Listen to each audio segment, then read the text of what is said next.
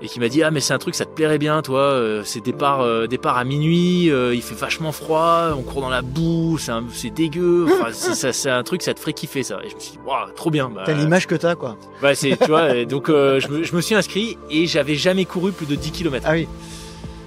Et donc j'ai fait le truc. Tu pourrais être le principal invité de ton propre podcast. Ouais, en tout cas j'ai fait le truc à ne surtout pas faire.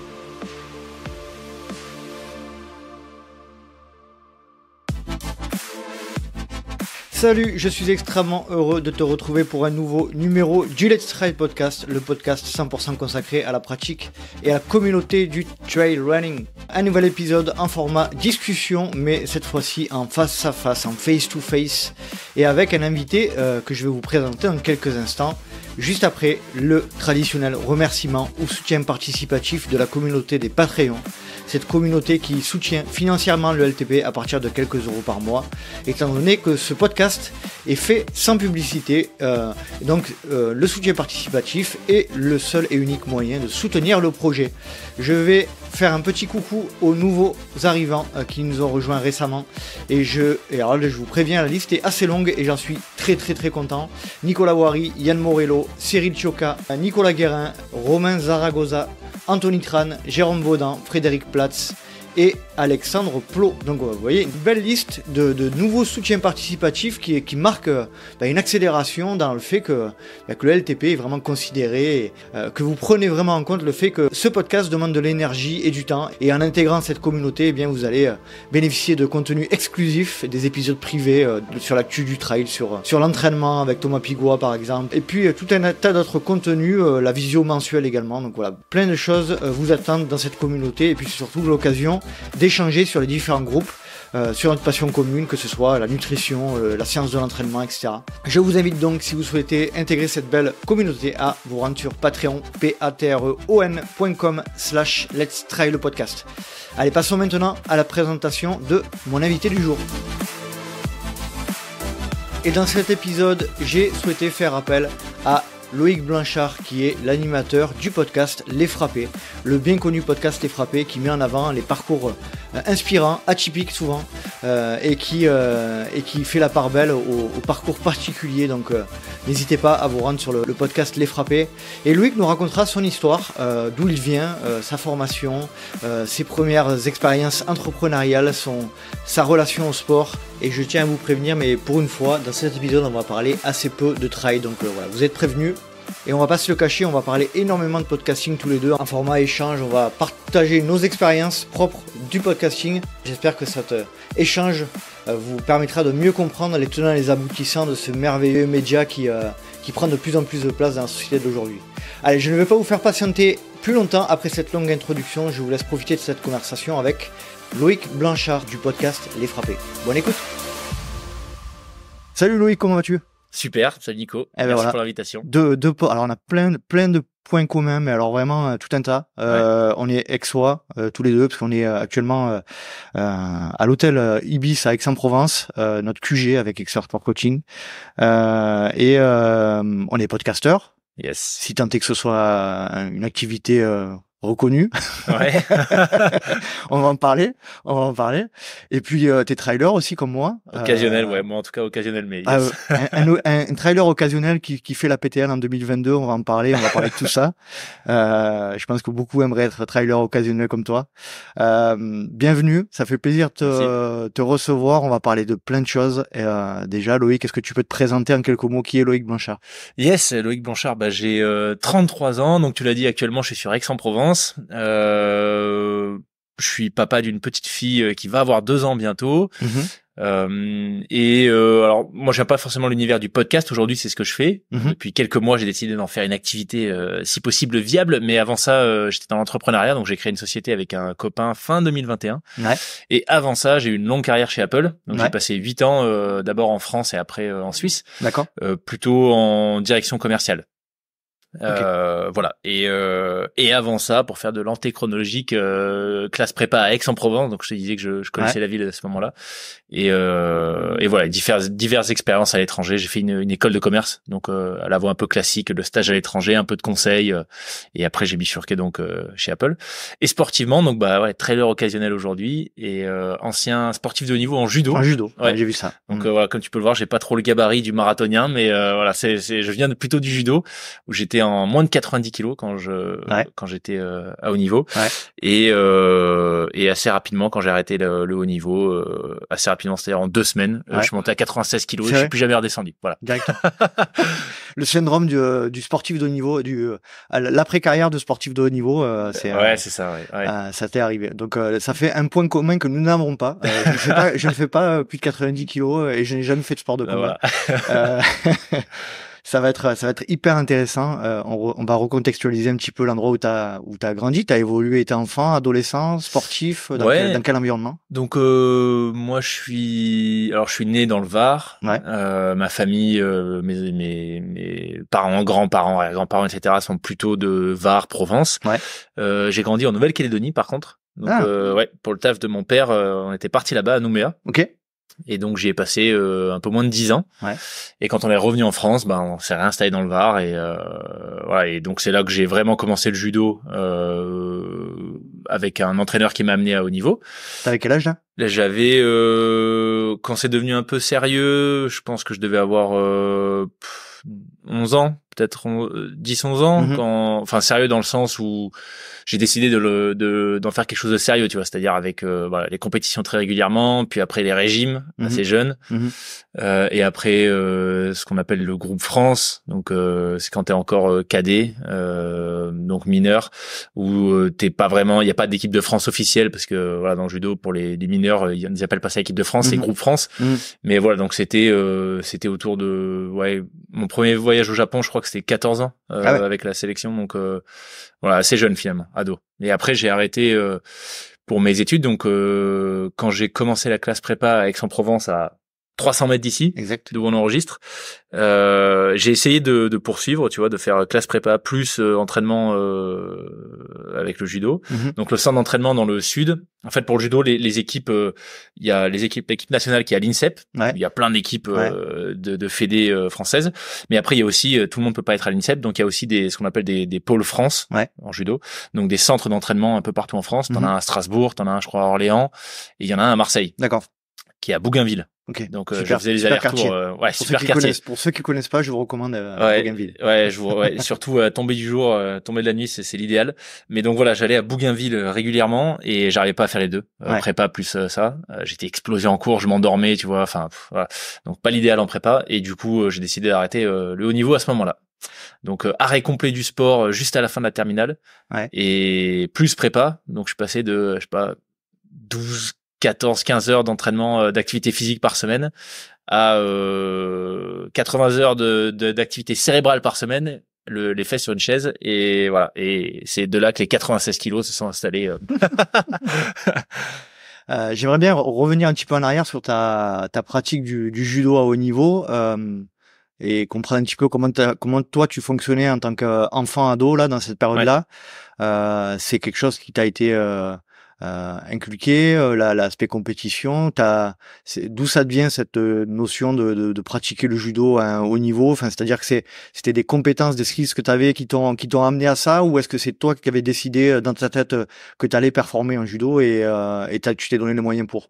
Ouais, non, je pense que c'est un mix en fait. Donc mon père avait fait du sport, beaucoup de voile, pour ceux qui ça parle, le Figaro, le Triangle du Soleil, etc. Donc des grosses courses au large en solitaire. Donc un certain goût de l'effort. Bon, ça faisait très longtemps quand je me suis mis au judo qu'il était plus sportif, mais je pense qu'il y a eu un peu de ça, où il voyait sans doute l'intérêt du sport dans l'éducation, le développement personnel. Ouais. Et après non, je pense que ça a été surtout pas mal de chance, c'est-à-dire que je suis tombé sur un entraîneur, l'entraîneur du club où on vivait, qui était vraiment très très bon, et qui a su, je pense qu'il a su me donner goût, tu vois, à la compétition, à l'effort, à un âge où c'est pas forcément le chemin par défaut qu'on a, tu vois. Quand t'as 12-13 ans, tu te dis pas allez go, je vais me faire un régime pendant 6 mois non-stop. et puis je vais aller m'exploser 4 séances par semaine à l'entraînement. Mais lui a su, voilà, je pense trouver je sais pas exactement comment il a fait ça, mais voilà, il t'a donné confiance en toi, il t'a dit que il t'a fait comprendre que c'était possible, ou c'était je sais pas, avec le recul, tu arrives à savoir un peu comment il t'a fait prendre conscience que t'étais hors norme, entre guillemets, que t'étais Alors, je pense, j'ai jamais vraiment eu l'impression d'être hors norme, tu vois. Par contre, je pense qu'il a réussi à faire, c'est me donner vraiment le goût de l'effort, tu vois. Cette envie un peu de se faire mal à l'entraînement, tu vois, de rentrer de se mettre dans le rouge, finalement de sortir, c'est un terme un peu galvaudé, mais de sortir de sa zone de confort régulièrement, tu vois. Et lui, il a réussi à faire ça, très clairement. Et après à m'accompagner jusqu'au haut niveau. Donc je pense que ça a été vraiment ça. Et après oui, peut-être que d'un point de vue personnalité, il y avait peut-être une prédisposition au fait d'aimer tu vois, l'effort et la performance. Il y avait peut-être un peu de ça. Mais lui en tout cas, cet entraîneur Joël, il a su l'identifier, et je pense qu'il a su souffler sur les braises et faire que le feu prenne, quoi. Qu'est-ce que ça t'apporte, cette carrière, entre guillemets, oui, c'est une carrière parce que t'es au niveau international quand même. Jusqu'à où tu vas déjà en termes de compétition, et qu'est-ce que ça t'apporte globalement dans ta vie? Alors compétition, j'ai eu donc championnat de France, évidemment, quelques sélections à l'étranger. Tu me dis? Non, vas-y. C'est bon. Quelques sélections à l'étranger. Donc ça n'a pas non plus été, tu vois, j'ai pas été au-delà de niveau européen, quoi. Mais à l'âge que j'avais, c'était déjà, pour moi, c'était déjà une expérience incroyable. Et ce que ça m'a apporté, clairement, tu vois, quand j'ai mis un terme, j'avais à peine 18 ans. Donc c'était une période très courte. Mais finalement, quand t'es ado, y a rien qui est court, tu vois. Voilà, tu te rends pas compte que 1 an, 2 ans, finalement, c'est très court dans une vie. Donc ça m'a vraiment construit, tu vois. Je suis plutôt quelqu'un d'introverti. Et en fait, d'avoir cette expérience où t'arrives tu vois, je me rappelle de repas chez des potes ou quoi, avec des gens que je connaissais pas, de dire, quand on me demandait ce que je faisais, tu vois, ou qui j'étais, etc., de dire, voilà, je fais du judo, et j'en fais à haut niveau. C'est un boost en termes de confiance en soi qui est incroyable, tu vois. Et même en termes d'épreuves, t'évoquais la PTL en intro, jusqu'à ce que je fasse la PTL. Donc j'avais je venais d'avoir 32 ans quand je l'ai faite. J'avais jamais dans ma vie rien fait de plus dur que ce que j'avais fait au judo. D'accord. À 14-15 ans. Tu vois, que ce soit sportivement ou même psychologiquement avec le taf, etc., où je suis passé par un programme un peu particulier chez Apple. Il y avait une grosse sélection, j'avais une grosse équipe derrière, donc beaucoup de pression, et je me suis jamais dit que ce que je faisais c'était plus dur que ce que j'avais fait ado, tu vois, parce que voilà, encore une fois, tu vois, plutôt introverti, donc les déplacements à l'étranger avec des gens que je connaissais pas, tu vois, enfin le judo c'est pas un sport d'attaque, c'est un sport de défense, mais t'as quand même cette confrontation à l'autre. Bien sûr. Et donc d'enchaîner ça, de le faire régulièrement, de te rendre compte que en fait même sans être une grande gueule, etc., tu te retrouves sur des podiums, voire tu gagnes, c'est incroyable en termes de boost, tu vois, incroyable en termes de boost. C'est quoi que quand tu dis que c'était dur, t'as jamais fait rien de plus dur que ça? C'était justement cette confrontation à l'autre, c'était l'environnement, ou c'était les entraînements, c'était quoi? Non, c'était les entraînements, c'était les entraînements. C'était déjà la gestion du poids. Parce que c'est pas drôle de faire des régimes. Donc t'as des catégories de poids en jeu, catégorie d'âge et de poids. Donc moi j'étais d'abord en moins de 80 kilos, puis très rapidement en moins de 90 kilos. Et donc ça faut le gérer, tu vois. C'est pas fun de faire des Noëls sans manger de sucreries, ou sans manger correctement comme les autres, ou c'est pas fun de pas fêter son anniversaire, tu vois, avec un gâteau par exemple. Donc mais bon, ça c'est des détails, on va dire. Mais ce qui était vraiment dur, c'était le setup. C'est-à-dire que moi j'avais fait le choix, comme je savais que je voulais faire des études après le bac, que je voulais partir en prépa, j'avais fait le choix de pas rentrer au sport-études de Marseille. Parce qu'à l'époque, je sais pas si c'est le cas aujourd'hui, mais à l'époque, le niveau était pas fou, on va dire. Donc, j'étais dans un lycée normal, à Toulon. Et donc, 3 à 4 fois par semaine, je faisais, mon père m'amenait à Marseille pour les entraînements, après les cours. Donc, j'avais pas d'horaire aménagé, tu vois. Tous mes potes qui étaient au même niveau que moi, ils étaient en sport-études. Donc, ils avaient cours que la moitié du temps. Le reste du temps, ils s'entraînaient. Moi, j'avais cours normalement dans un lycée normal, et en plus j'avais les déplacements, tu vois. Donc je me rappelle travailler le soir avec une lampe branchée dans le port USB sur la voiture, parce que mon père avait un vieux 4x4, et tu vois, faire mes cours sur un cahier avec la voiture qui bouge, etc., après les entraînements. Et ça pendant tout mon lycée en fait. En seconde, j'ai raté quasiment 3 mois de cours. avec les déplacements, tu vois, les stages à l'étranger, etc. Et quand t'es dans un environnement qui supporte pas ça, enfin qui est pas, en anglais il y a les supportifs, qui est pas favorable à ça. Moi je me rappelle de profs, tu vois, j'allais voir les profs avec les convocations à la fin des cours. Je me rappelle d'une prof de français en particulier qui m'affichait devant tout le monde, tu vois, qui dit mais Blanchard, mais vous me faites chier avec vos déplacements. Il y a un DS qui est prévu ce jour-là, etc. Et toi, t'es là, enfin, tu vois, c'est hyper bizarre parce que tu dis, tu vas pas t'excuser. Je fais du sport au niveau, c'est quand même trop cool, tu vois, en termes de développement. Mais quand t'es pas dans avec une équipe pédagogique qui soutient ça parce que il voit peut-être pas l'intérêt ou en tout cas l'établissement est pas prévu pour ça. Ou au bout d'un moment, c'est dur. Ou la place du sport dans la mentalité française aussi. Ou la place du sport. Exactement, tu vois. C'est clair. C'est ça, parce que l'Amérique, quand t'es en sport-études, finalement, t'es entouré de gens, t'as une sorte d'émulation. T'es entouré de gens dont l'objectif, c'est le même que le tien, c'est la performance sportive. Quand t'es dans un lycée normal et que tes potes te disent, viens, soirée, etc. C'est un autre monde. C'est un autre monde, les gens comprennent pas, tu vois. Je dis, mais comment ça, tu vois, je me rappelle, ado, c'est l'âge où tu commences à boire tes premières bières, etc. Quand j'allais à des soirées, rarement, on me disait, tiens, prends une bière et tout. Je dis, non, non, je m'entraîne, quoi. Et les gens comprennent pas. Donc, il y a un peu un côté, fascination, parce que certains se disent, quand même, tu vois, c'est trop cool, le gars voyage, etc. Il fait du sport au niveau. Mais je ferai jamais ce qu'il fait. Mais je ferai jamais ce qu'il fait. Ouais, exactement, c'est ça.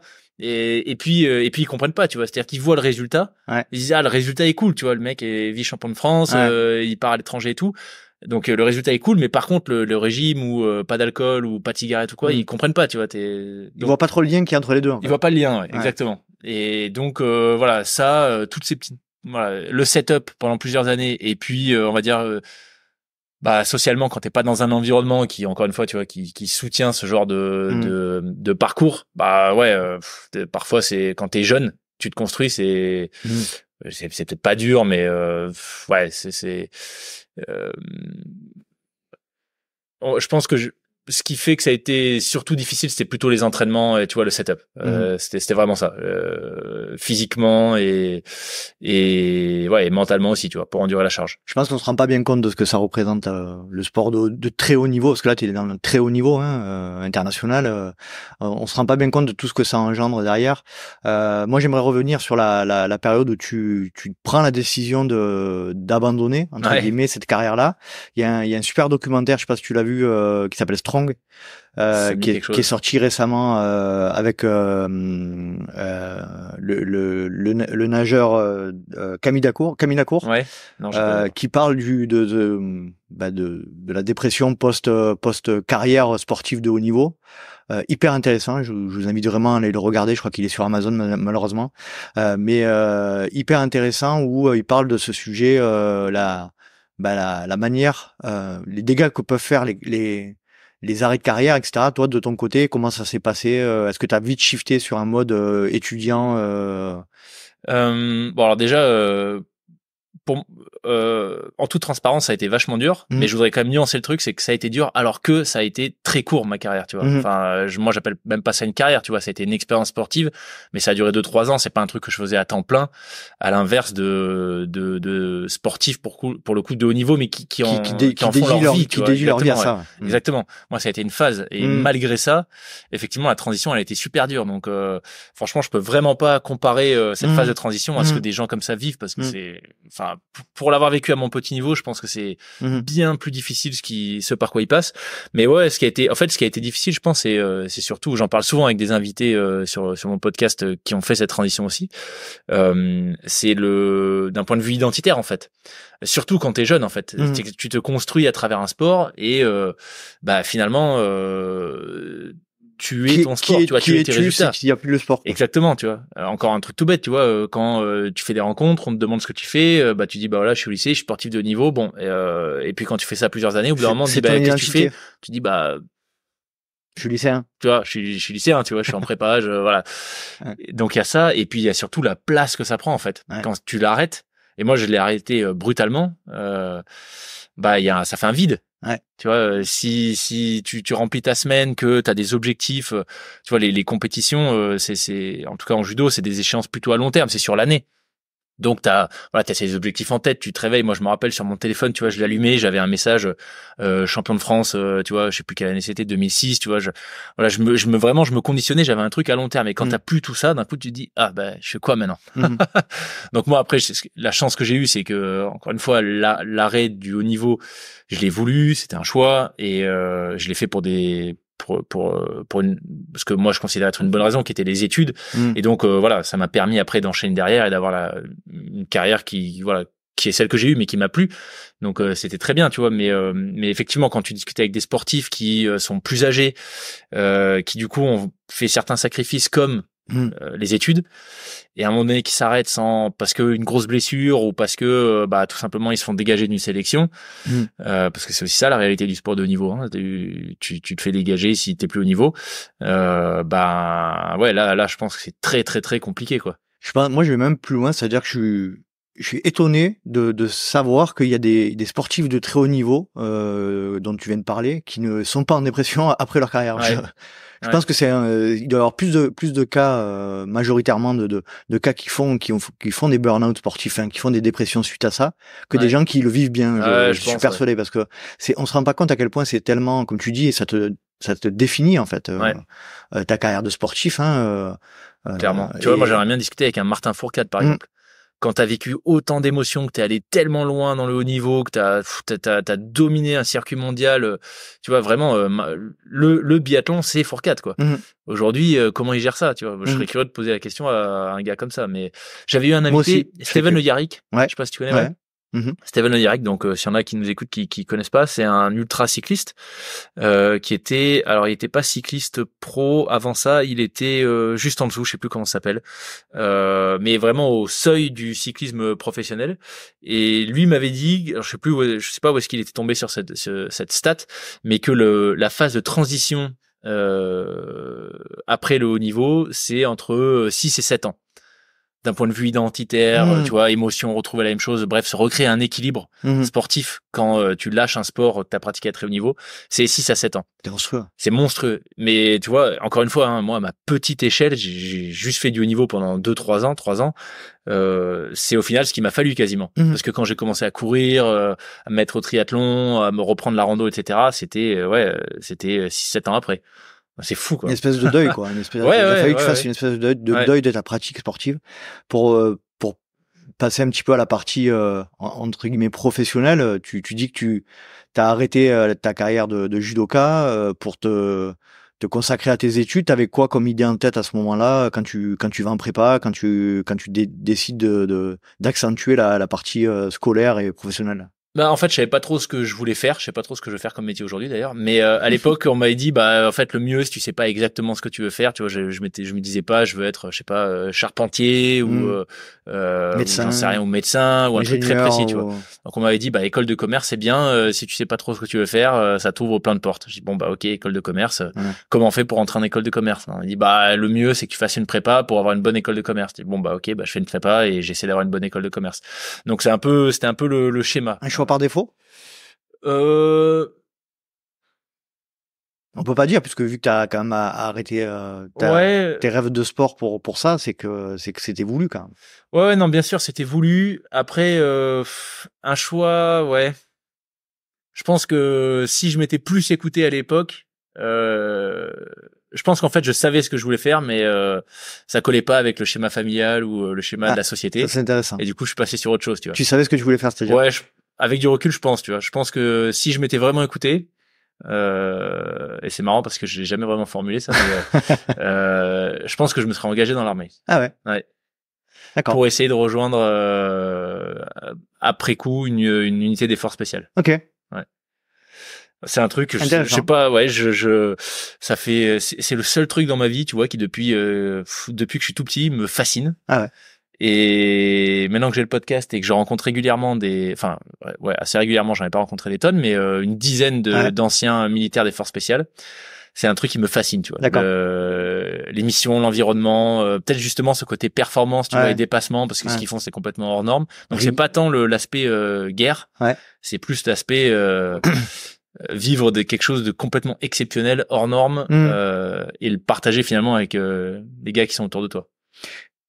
quand tu dis que ça correspondait pas au schéma familial, t'étais pas dans, tu penses que si t'avais été dans un environnement avec un papa militaire ou quoi, ça aurait clairement, je pense, shifté. Ouais. Ah ouais, je pense. Parce que, tu vois, je me rappelle, et tu l'avais formulé, ça? Ouais, je l'avais formulé, tu vois, et c'était, bah non, les militaires, en gros, mènent les batailles, tu vois, des politiques. Enfin, je sais plus exactement ce que c'était, tu vois, mais c'était, en gros, ça a pas de sens. C'était politisé, quoi. C'était politisé, puis tu risques ta vie, tu vois, mais. Après, ça se comprend en tant que parent aussi. Ouais, non, bien sûr, bien sûr. Mais oui, mais si je pense que si j'avais eu un environnement familial militaire, ou en tout cas, ouais, avec peut-être un peu plus d'engouement pour le sujet, je pense que je me serais engagé. C'est pour ça d'ailleurs qu'en règle générale, on voit souvent les fils d'eux font la même chose que leurs parents. C'est aussi parce que les enfants sont dans un environnement qui les programme en fait. Ouais. Et moi, c'est ce que aussi je vais essayer de faire comprendre à ma fille, c'est-à-dire que moi je fais comprendre qu'elle peut devenir ce qu'elle a envie. Alors évidemment, il y a des métiers qui sont plus compliqués que d'autres à atteindre, hein, astronaute, etc. C'est pilote de chasse, etc. C'est réservé à des élites et encore que. Mais c'est vrai que c'est hyper important pour un parent aussi de faire comprendre à son gamin que tout est possible en fait. Ouais. Tu vois. Après, c'est vrai que par rapport à ton exemple, si ton gamin vient et te dit papa, je vais être dans les forces spéciales où tu risques ta vie, où tu es militaire, etc. C'est vrai que quand même c'est particulier. Ouais. Mais toi, de ton point de vue en tant que papa aujourd'hui, tu réagirais différemment? C'est une très bonne question. Mets-toi à la place de ton papa. Ouais. On va loin là aujourd'hui. Hein. Ouais, on va loin. Non, je pense que j'aurais peut-être que j'aurais accompagné la réflexion, tu vois, dire bah ok, qu'est-ce qui te motive exactement? Est-ce que tu as des exemples, tu vois, concrets au-delà des, c'est bien beau les reportages et les films, mais la réalité, est-ce que tu as parlé avec des gens qui le font vraiment? C'est quoi vraiment leur quotidien, un peu le revers de la médaille en fait, tu vois, pour être sûr que finalement c'est un choix éclairé. Challenger un peu la motivation, quoi. Ouais. Tu vois, pour vraiment m'assurer que c'est un choix qui est fait en toute connaissance de cause, tu vois. C'est clair. Mais, intéressant. Voilà. Intéressant. Après, jamais trop tard, hein. Bah, là, en l'occurrence, si, mais, si. Tu peux plus rentrer maintenant, non, dans ces unités, tu rentres en fait, les gens rentrent à 17, 18 ans, 19 ans. Okay. Et c'est des contrats, alors, je suis pas un expert du sujet, mais je crois que les contrats, c'est à peu près une dizaine d'années. Ouais. Donc, il y en a beaucoup, en fait, qui sortent, là, à l'âge que j'ai, tu vois, qui sont déjà sortis. Ok. Ouais. Tu disais que, t'as travaillé chez Apple, du coup, t'as basculé chez Apple directement à la sortie de Cage ou... Non, alors sortie de Cage, je me cherchais un peu, je suis parti dans la voie, là encore, tu vois, le schéma qu'on m'avait servi sur un plateau, on m'a dit, voilà, tu sors d'école de commerce, faut faire du conseil. Ouais. J'ai dit, bon, bah ok, je vais faire du conseil. Donc j'ai fait ça pendant 1 an, ça m'a vraiment pas plu. En gros, pour expliquer un petit peu, le conseil, c'est des boîtes en gros, le conseil, c'est des boîtes qui payent très cher des gens qui sont censés leur expliquer ce qu'il faut faire, mais qui en réalité ont pas vraiment une idée très précise de ce qu'il faut qu'elles fassent, tu vois. Voilà. Donc moi, je me suis retrouvé, pour te dire la petite anecdote, je me suis retrouvé, donc je travaillais pour un cabinet de conseil parisien, mais j'étais détaché auprès de leurs clients qui était le CEA, Commissariat à l'énergie atomique. À Cadarache. Alors non, j'étais pas à Cadarache, j'étais à mince. Flamand, non. Non, à côté de Orange. À Bolène. Montélimar? Non plus. Bolène. Oui, Tricastin. Non plus. Non, à Bolène. Bolène. Ouais. T'as une centrale. T'as okay. une centrale à Bolène. Exact, Attends, c'est Bolène. Ouais, je crois que c'est ça. Ouais, c'est ça, Bolène. Donc j'étais dans cette centrale et mon taf. Donc j'étais vendu genre 800 € par jour, un truc comme ça, tu vois, le CEA.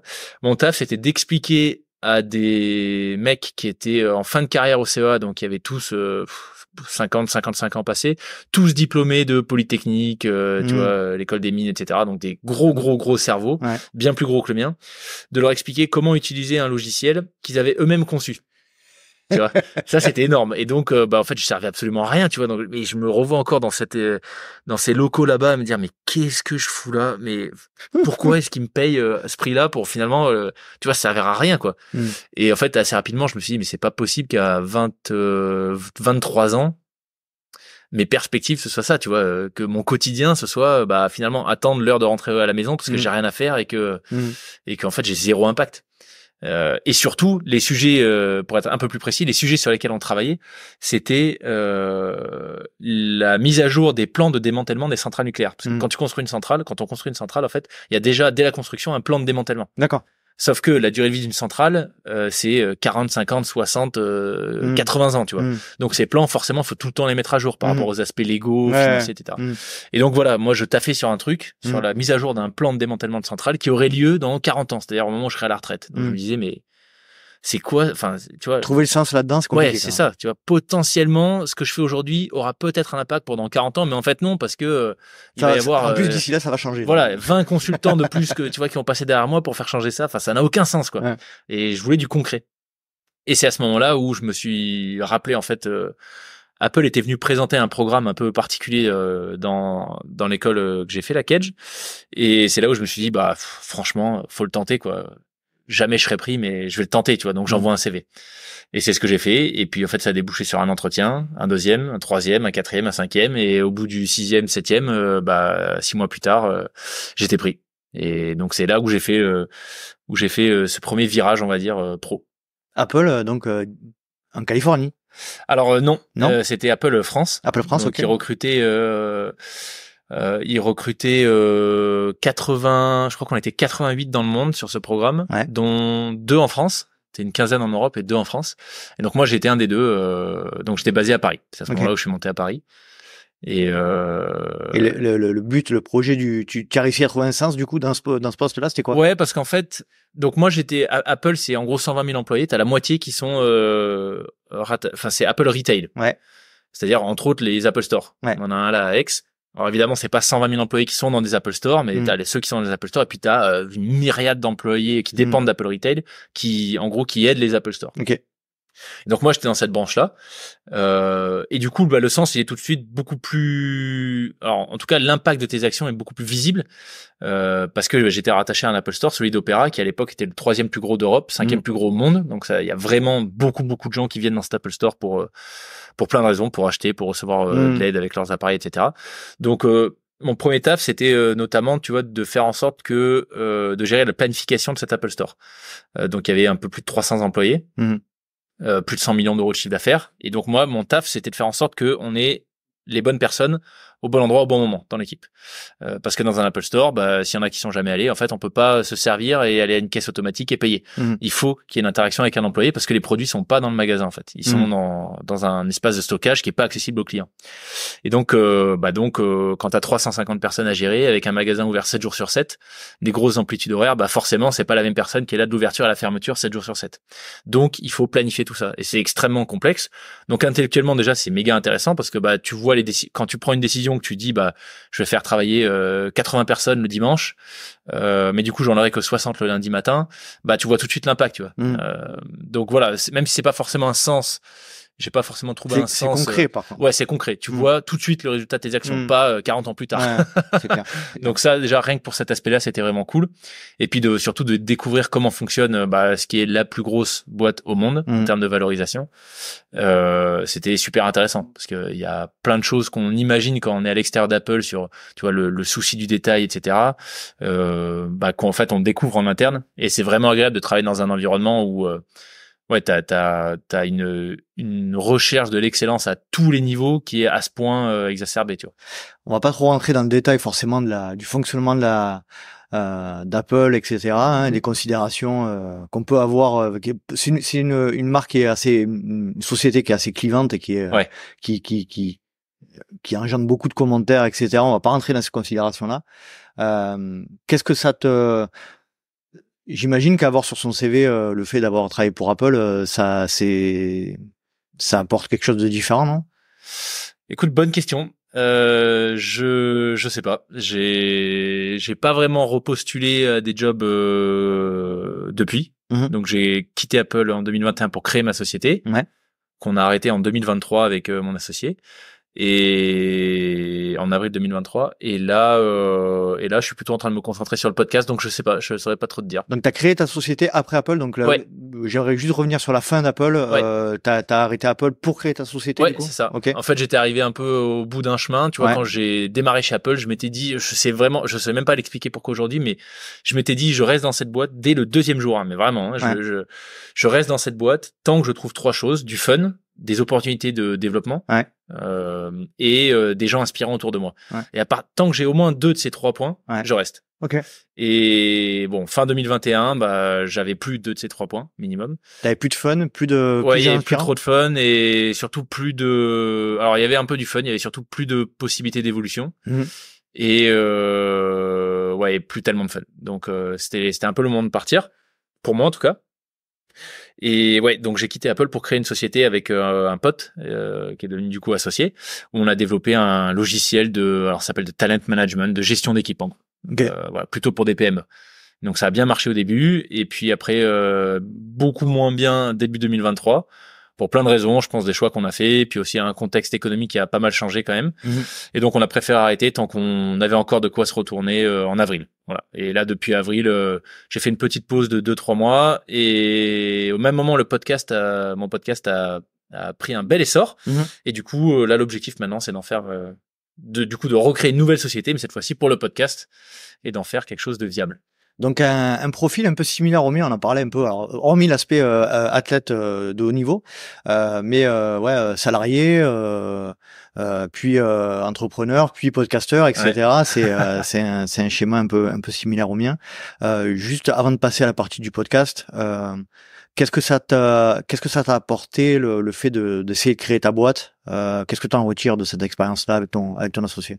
C'est méga formateur, hein. C'est surtout quand tu passes d'une grosse société qui a énormément de moyens comme Apple à du jour au lendemain tu te débrouilles et tout ce que t'as complètement tes bootstrap, t'as ton ordinateur, ton téléphone et débrouille-toi quoi. Personne te connaît et il faut aller convaincre des gens d'essayer ton produit sachant qu'il existe même pas encore vraiment, tu vois. Donc ça t'apprend la résilience, ça t'apprend tu vois à faire face à un peu à l'adversité, à faire des choix, surtout à assumer tes choix, parce que tu peux pas dire c'est la boîte, c'est la politique de la boîte. Non, en fait c'est conséquences directes. Toi, c'est ça.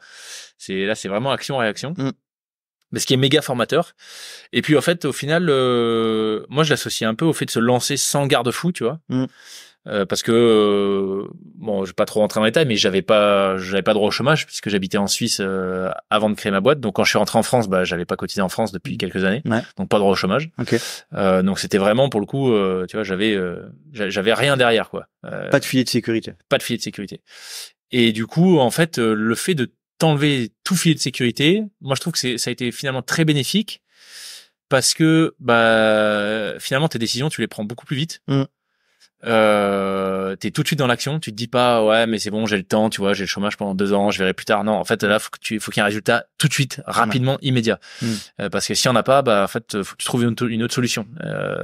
T'es pas sous perfusion, il y a personne qui va t'aider. C'est clair. Donc une expérience globalement très très enrichissante, et puis surtout le fait de prendre la décision à un moment donné de l'arrêter. C'est pareil, tu vois, c'est un projet sur lequel on a travaillé pendant quasiment 2 ans, pendant l'essentiel de notre temps. Et à un moment donné le fait de décider de tuer toi-même ton propre projet, c'est une expérience forcément qui, je pense, qui fait grandir, tu vois. D'arriver à dire là j'arrête, tu vois, je débranche, j'appuie sur la pédale de frein et on passe à autre chose, tu vois. Dans quelle mesure tu mets cette situation là d'arrêt de la société, de votre bébé, avec ta carrière de judoka? C'est un peu la même logique dans l'esprit? Non, parce que je poursuivais pas autre chose en parallèle, tu vois. J'ai pas arrêté pour me libérer du temps, de la charge mentale, etc. pour autre chose. Là c'était vraiment, je voyais ce qui arrivait. En fait, ce qui arrivait, c'était, il fallait qu'on parte en levée de fonds. Bon, s'il y en a qui sont pas trop familiers, quand on crée une boîte, un des schémas classiques, c'est soit on arrive tout de suite à faire en sorte qu'il y ait du chiffre d'affaires et donc elle est rentable, ça s'appelle du bootstrap, soit, et on l'a fait grossir comme ça, soit on va demander de l'argent à des investisseurs qui prennent une part de la société, et cet argent est censé nous aider à passer un cap et à atteindre du coup un niveau de rentabilité suffisant. Bon, nous, le schéma, avec le modèle qu'on avait choisi, etc., il fallait qu'on lève de l'argent.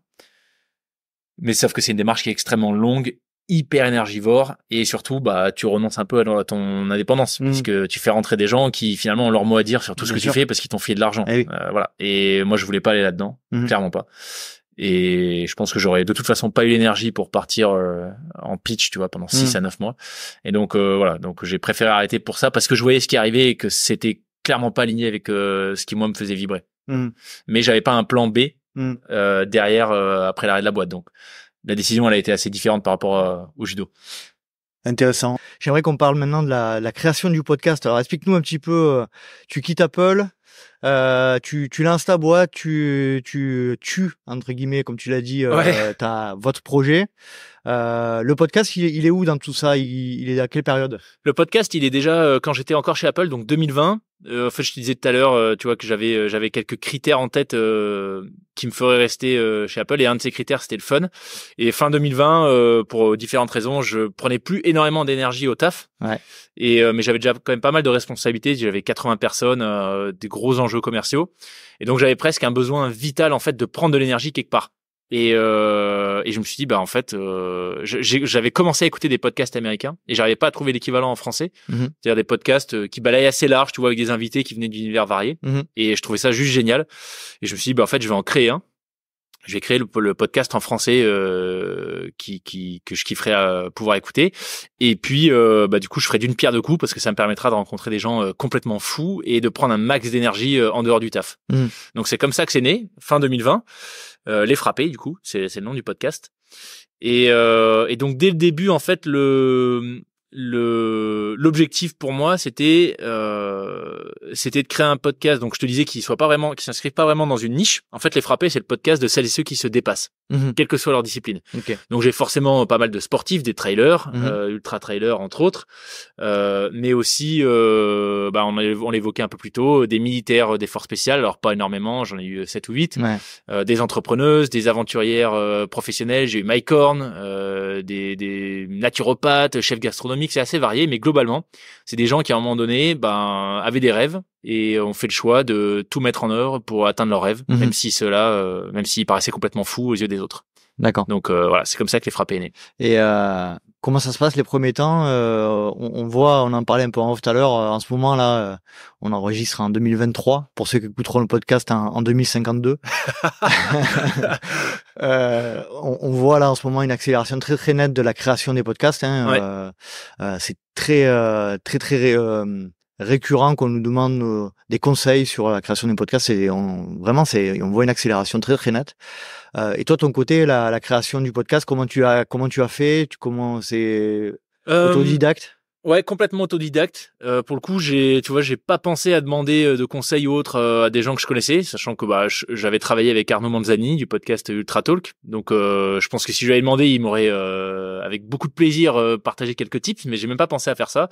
Je suis allé regarder globalement sur internet quel micro il fallait, quelles étaient les étapes, les grandes étapes de la publication d'un épisode. Donc l'enregistrement, le montage, l'hébergement, la diffusion, voilà. Et après je me suis fait une liste d'une vingtaine d'invités en me disant que en contactant 20 personnes, parce que avant de lancer le podcast, je voulais avoir un buffer, tu vois, 4-5 épisodes prêts. Et donc je me suis dit je vais contacter 20 personnes, puis je vais avoir 2-3 réponses positives et ça me fera mes premiers épisodes. Et en fait, tout de suite, j'ai eu un problème, c'est que les 20 personnes m'ont dit oui, bien sûr, on va faire un épisode. Et donc tout de suite, avant même qu'il soit lancé, j'avais 3 mois de podcast. Trop de succès. Voilà. Trop de succès, oui.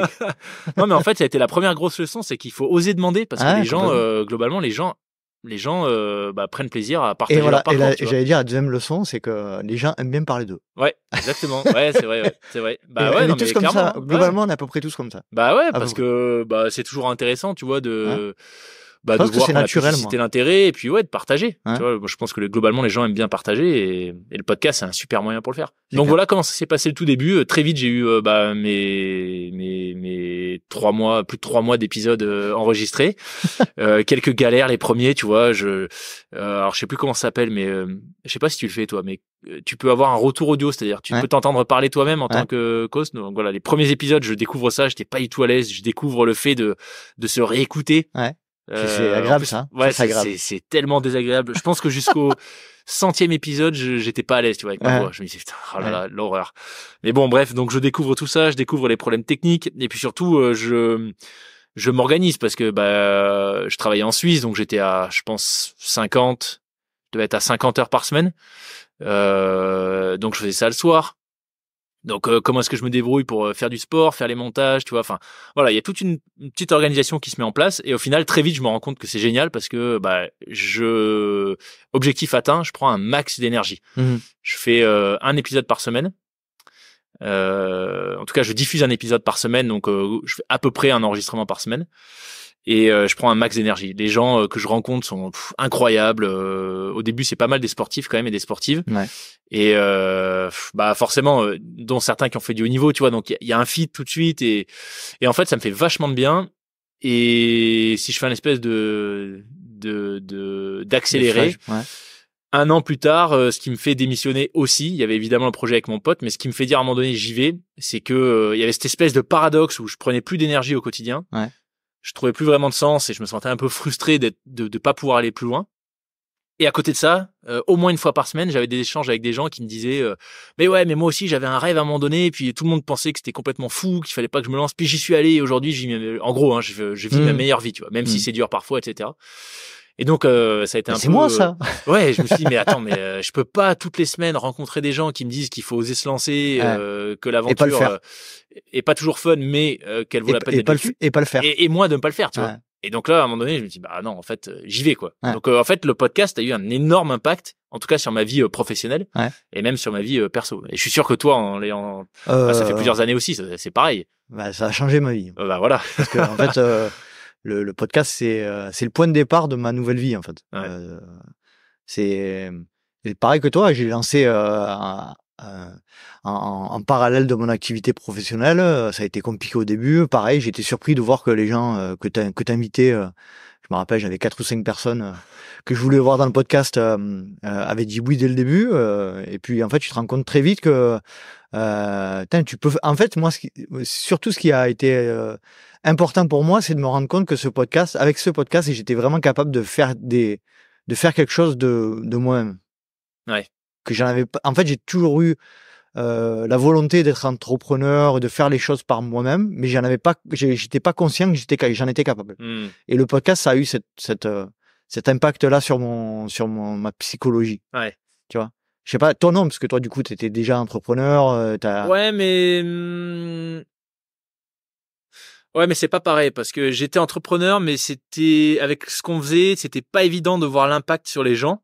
Ça, je pense, c'est un truc qui me drive vraiment, tu vois. Le sens. Ouais, le sens, et de voir que, finalement, alors, encore une fois, c'est un peu cliché ce terme, mais d'avoir une petite contribution positive sur le monde, tu vois, et à mon tout petit niveau. Et là, avec le podcast, en fait, tu le vois tout de suite parce que t'as des retours de gens qui te disent j'ai écouté cet épisode, c'est génial, je me suis mis à courir, c'est clair.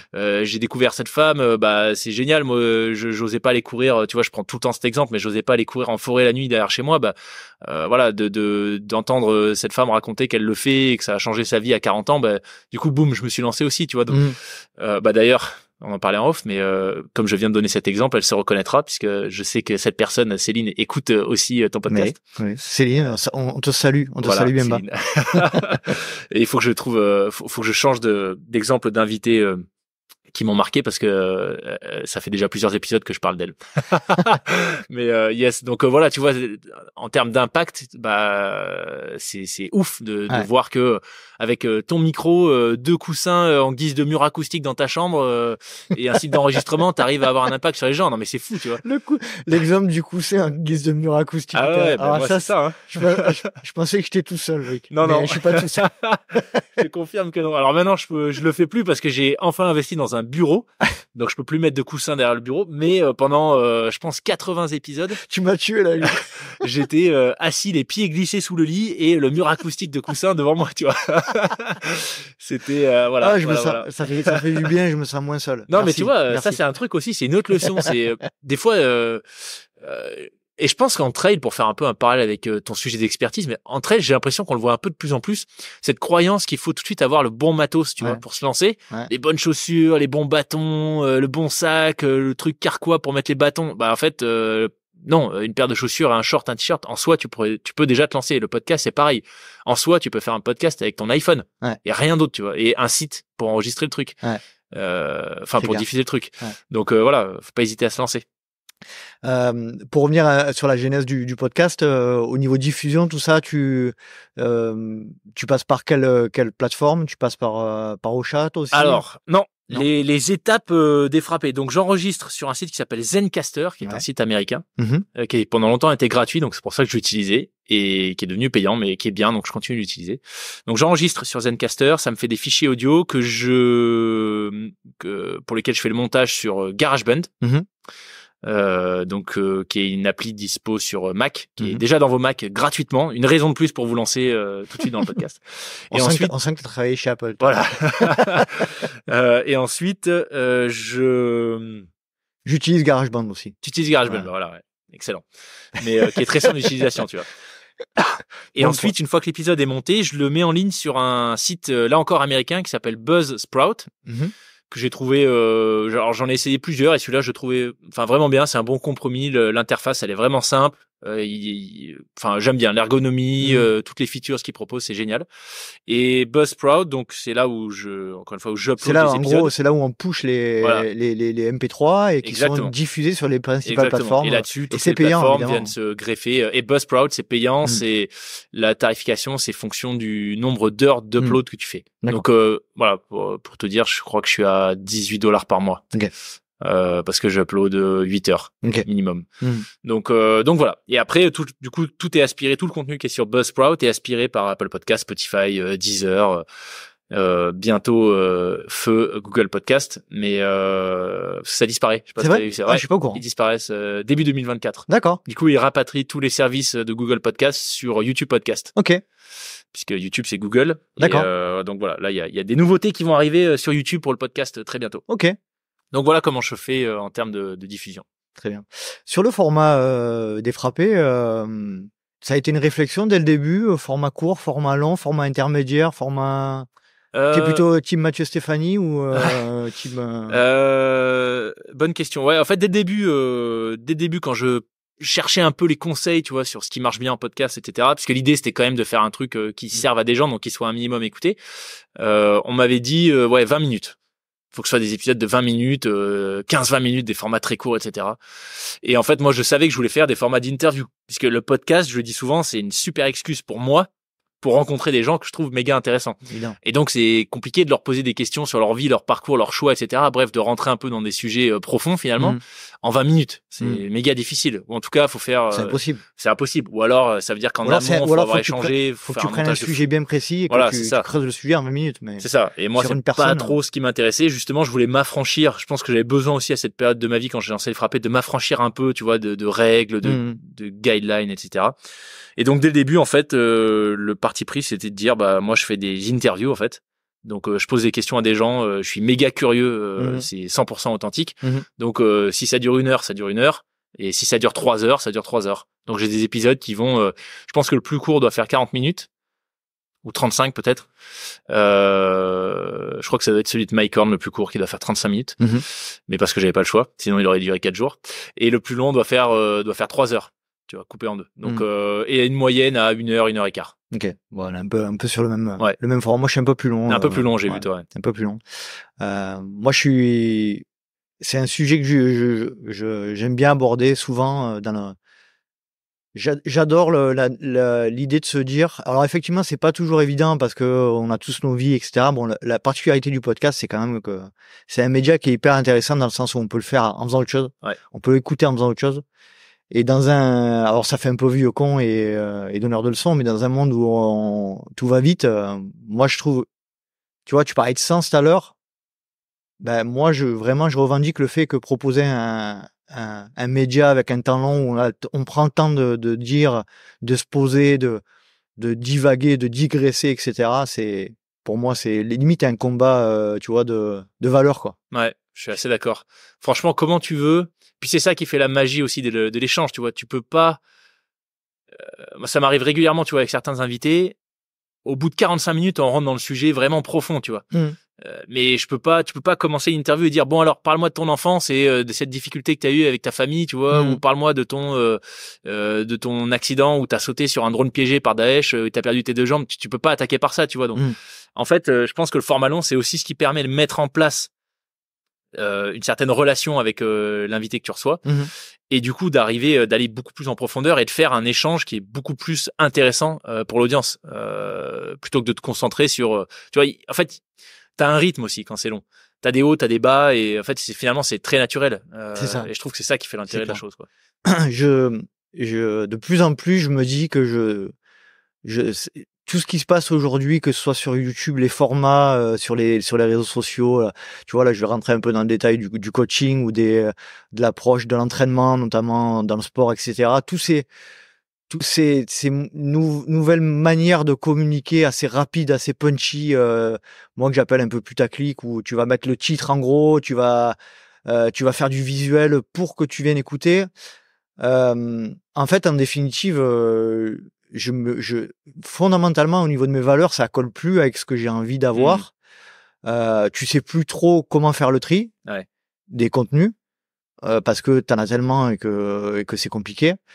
Et moi, vraiment, en définitive, je pense que mon parti pris, qui est, je pense aussi le tien, de se dire, bah écoute, si ça plaît, tant mieux. Moi, je suis comme je suis, je propose ma personnalité, je propose ma vision des choses, et si ça plaît pas, ben t'écoutes pas, mais moi, en tout cas, je changerai pas de format, quoi. Ouais. Et voilà, moi, c'est un peu ce que je pense. Je pense que c'est un peu ta vision aussi. Je suis 100% d'accord avec toi. En fait, je pense que le sujet, c'est est-ce que tu fais du contenu qui est aligné avec, qui est cohérent par rapport à l'algorithme. L'algorithme, tu vois, global, que ce soit Instagram, Facebook, TikTok, peu importe. Mais est-ce que tu fais un contenu pour essayer de le faire fitter avec ce qui marche bien dans l'algorithme, ou est-ce que tu fais un contenu qui fit avec toi finalement? Et oui, les contenus longs, c'est pas nécessairement ce qui est mis et encore moins les contenus audio uniquement. C'est pas ce qui est mis en avant par l'algorithme. Aujourd'hui, tu tapes, j'en sais rien. Progresser en trail pour courir l'UTMB dans Google, bah tu vas avoir X pléthore de sites internet qui vont te sortir de la recherche, pléthore de vidéos YouTube, mais aucun podcast. Parce que les podcasts aujourd'hui, c'est pas pris en compte par les algorithmes, tout simplement. C'est clair. Et quand tu sais que les deux premiers moteurs de recherche au monde, c'est-à-dire 95% des recherches au monde, c'est Google et YouTube. Bon, bah voilà, le podcast, c'est avec un format audio pur et en plus un format long, c'est dur de sortir dans l'algo. Donc voilà, tout ça pour dire, moi je suis 100% d'accord avec toi. Et après, je pense que c'est un calcul un peu indirect. C'est pas un calcul, tu vois, c'est un peu péjoratif de dire que c'est un calcul. Je pense que le résultat va être plus direct en faisant ce que tu disais, c'est-à-dire ce que l'algorithme attend pour proposer du contenu qui fit. Mais au final, tu te rends compte que c'est peut-être un peu plus c'est de l'instantané. C'est de l'instantané, c'est peut-être plus superficiel, et je pense que le fait de proposer des contenus où tu arrives vraiment à comprendre qui est l'animateur, qui est la personne qui propose le contenu, au final c'est plus long, mais tu vas plus créer d'attrition, je suis d'accord, d'attache à la personne qui propose ça. Moi, je suis vraiment persuadé. Et c'est exactement ce que je ressens pour. Je suis désolé encore, je parle encore de lui, mais de Mathieu Stéphanie. C'est le podcasteur le plus écouté de France. Il propose un contenu où tout le monde lui disait au tout début, mais jamais de la vie, il faut faire des trucs de 1/4 d'heure. Lui, il propose des trucs de 3-4 heures. Et c'est ce qui marche le mieux, parce que. Pourquoi Mathieu Stéphanie ça marche à ce point, je ne saurais pas exactement l'expliquer. En tout cas, pour moi, c'est parce que c'est Mathieu Stéphanie et c'est sa personnalité que j'aime bien. Je pense parce qu'il y a aussi une vraie démarche de curiosité, tu vois. On sent qu'il est vraiment curieux. Il pose, il fait pas 3 heures parce qu'il veut faire 3 heures. Il fait 3, tu vois, avec Mike Horn, il a reçu Mike Horn, ils avaient moins de choses à se dire parce que Mathieu Stéphanie, c'est plutôt business. Ça a duré 1h30. Mais voilà, il a bouclé en 1h30. Il s'est pas dit, il faut que j'aille aux 3 heures parce que moi, je fais du 3 heures. C'est sa curiosité qui fait que, il a régulièrement des conversations de 2, 3, voire plus de 3 heures, tu vois. Et en fait, je pense que c'est ça aussi qui fait que les gens accrochent. C'est, si ta démarche, elle est authentique, et qui a une vraie volonté, tu vois, de découvrir la personne qui est en face de toi, en fait ça se sent, tu vois, et à l'écoute, et je pense que c'est ça qui fait que les gens reviennent aussi. J'ai un exemple qui est absolument incroyable ces derniers temps de ce dont on parle. C'est Mathieu Stéphanie qui reçoit Kev Adams. Je sais pas si tu l'as écouté. Non. Alors vraiment, je te conseille l'épisode, parce que Kev Adams, ça fait partie des gens qui ont une image très négative, je pense, de manière un peu globale dans la population française et tout, pour différentes raisons, parce qu'on vit dans un monde spécial et que tout va vite et que aussi les images se font et se défont.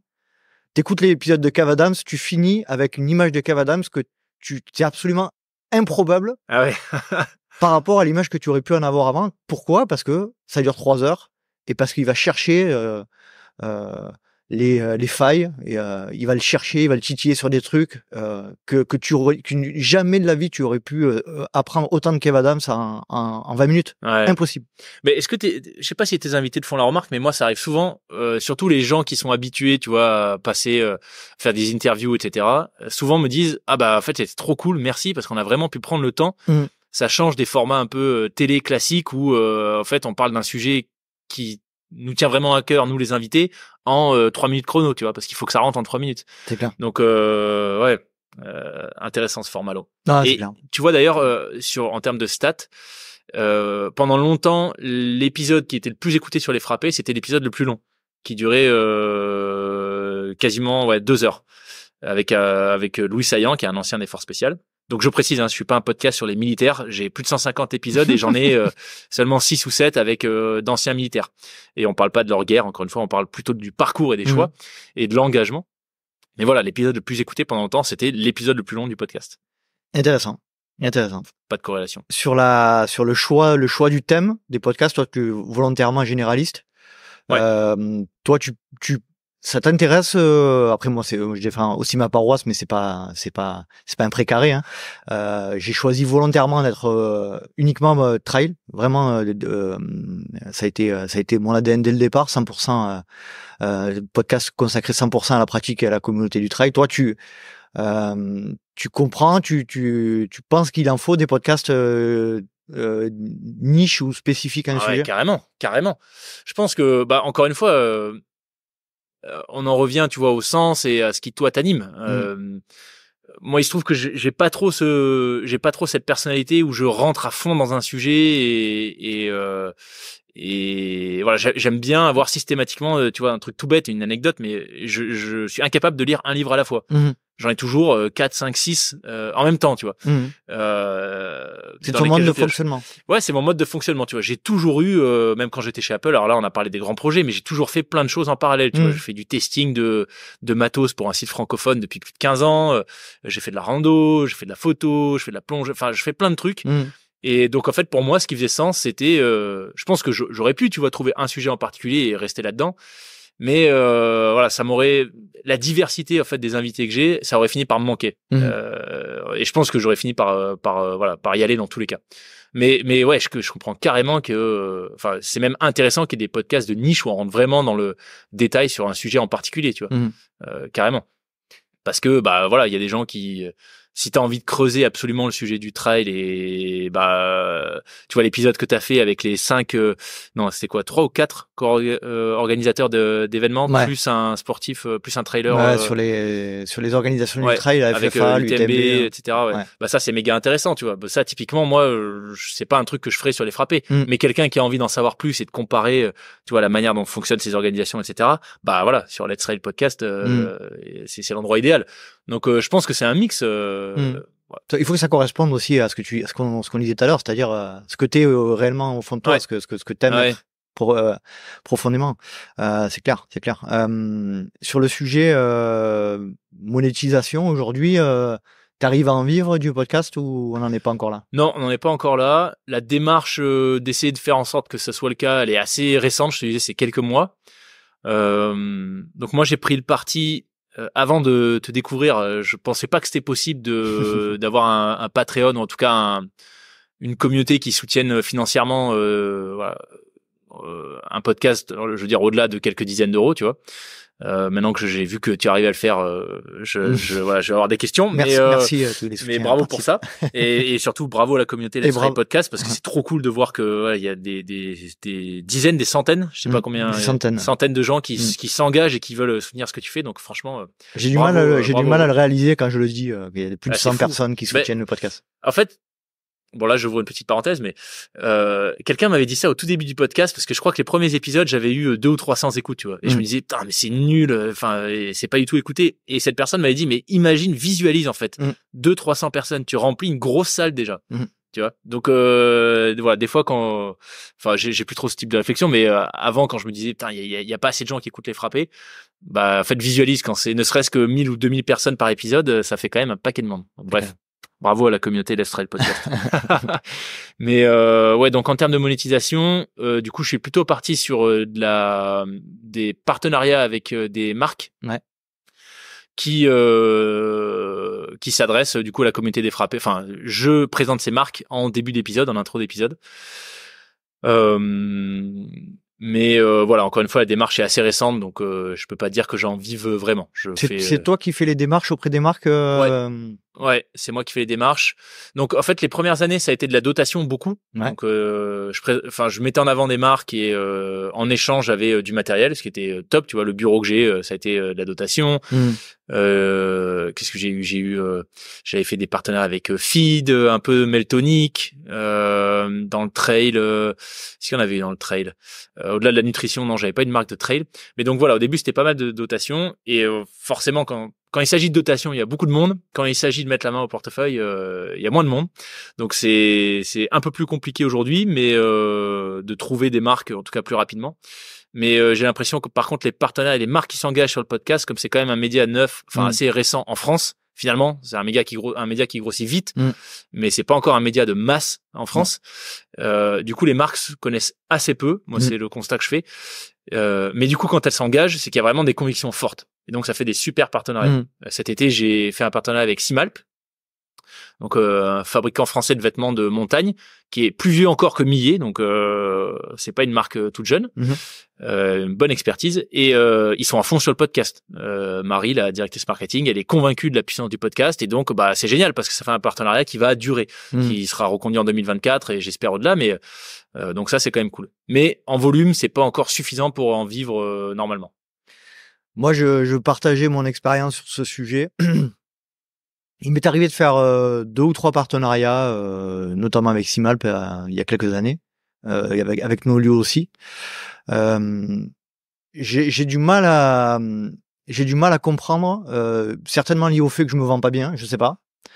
Mais je pense quand même être un podcast qui est assez reconnu dans le milieu du travail aujourd'hui, je pense, sans pour autant me prendre pour un autre, on va dire, mais j'ai du mal à comprendre pourquoi les marques sont pas intéressées par mon podcast. Je le dis sincèrement, en toute transparence, j'ai de grosses difficultés à nouer des partenariats publicitaires avec le podcast. Est-ce que c'est lié à mon ADN? Est-ce que c'est lié à la personnalité? Est-ce que c'est lié à ce que représente le LTP dans le milieu? Est-ce que je sais pas? Est-ce que c'est lié au fait que il est très estampillé effectivement Patreon, soutien participatif? Je sais pas. J'ai pas réellement d'explication à donner.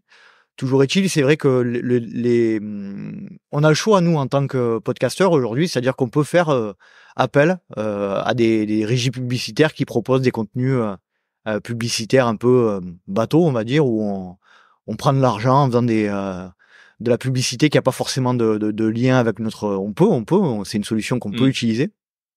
Moi, je suis pas forcément favorable à cette solution-là. Et après, les solutions dont tu parles avec du host read, hein, c'est un message publicitaire que tu vas lire en début, en milieu ou en fin d'épisode. Moi, ça fonctionne pas, clairement, malgré mes demandes nombreuses et variées dans le milieu du trail. Moi, personnellement, si j'étais une marque, je réfléchirais à la proposition. Et au fur et à mesure du temps, là, je te livre ce que je pense en toute transparence. Hein. Au fur et à mesure du temps, en fait, je me rends compte que c'est une bonne chose. Okay. Parce qu'aujourd'hui, comme tu disais tout à l'heure, j'ai un podcast qui fonctionne plutôt sur le mode soutien participatif. Et je pense quand même que ça me correspond plus en termes de valeur, tu vois, en termes de. Parce qu'effectivement, on peut faire du partenariat publicitaire avec des marques qui nous parlent, avec des marques qui nous correspondent. Mais d'un côté, ça a quand même une notion il y a parti pris. Ouais. Et le soutien participatif, c'est la solution pour moi la plus fair, la plus juste du podcasteur, je pense aujourd'hui. Je sais pas quel est ton point de vue là-dessus. Après, comme tu le disais, c'est très compliqué de construire une communauté de soutien participatif. Ouais. Bah déjà, alors pour rebondir sur ce que tu disais avec le fait que t'as du mal à trouver des marques qui veulent s'engager sur le podcast. Je lisais hier soir un des derniers rapports qui est sorti. Alors c'est sur le marché US, marché du podcast aux US, mais c'est super intéressant parce que en gros, tu te rends compte qu'ils ont 6-7 ans d'avance sur la France en termes de consommation de podcasts. Il y a 31% des Américains qui consomment du podcast.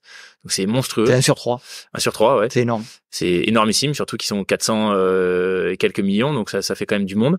Et malgré ça, en fait, c'est que depuis 2021, on va dire, que globalement, tous les agences marketing, etc., les marques globalement se disent prêtes à investir dans du podcast. C'est que maintenant. C'est même pas encore vraiment mature. C'est il y a c'est pas qu'elles sont engagées, c'est-à-dire qu'elles expriment le fait qu'elles pourraient potentiellement continuer un podcast. C'est un moyen auquel elles réfléchissent. Voilà, exactement. Ça fait partie du mix, tu vois, du marketing mix. Mais elles le font pas encore nécessairement. Et donc, en fait, c'est super intéressant parce que, tu te rends compte que la région qui a la plus forte progression de podcasts, donc pas le plus gros nombre d'écoutes, mais la plus forte progression, c'est l'Europe. Et en Europe, le pays qui a la plus forte progression, c'est la France. Donc, mais on est encore, une forte progression en partant de pas grand chose. Donc, je pense que c'est encore très très tôt au final. Et moi, je te dis, il y a plein de marques qui découvrent en fait l'univers du podcast. Tu vois, quand je les contacte, qui savent pas ce que c'est ou pas vraiment, tu vois. Même en 2023. Ouais. Enfin, qui savent pas ce que c'est. Quand je te dis qu'ils savent pas ce que c'est qu'ils voient pas comment on peut faire de la pub sur un podcast. Ils arrivent à le prononcer ou pas?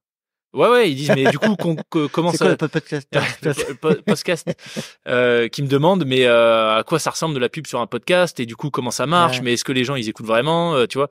Donc, plein de questions sur le sujet. Donc, je pense que au final, c'est encore tôt, hein. Tout à l'heure, on le disait, il y a plein de gens qui se lancent, mais plein de gens qui se lancent avec une communauté de podcasteurs quand même très, très réduite à la base. Je crois qu'aux US, il y a un podcast pour 30 chaînes YouTube aujourd'hui.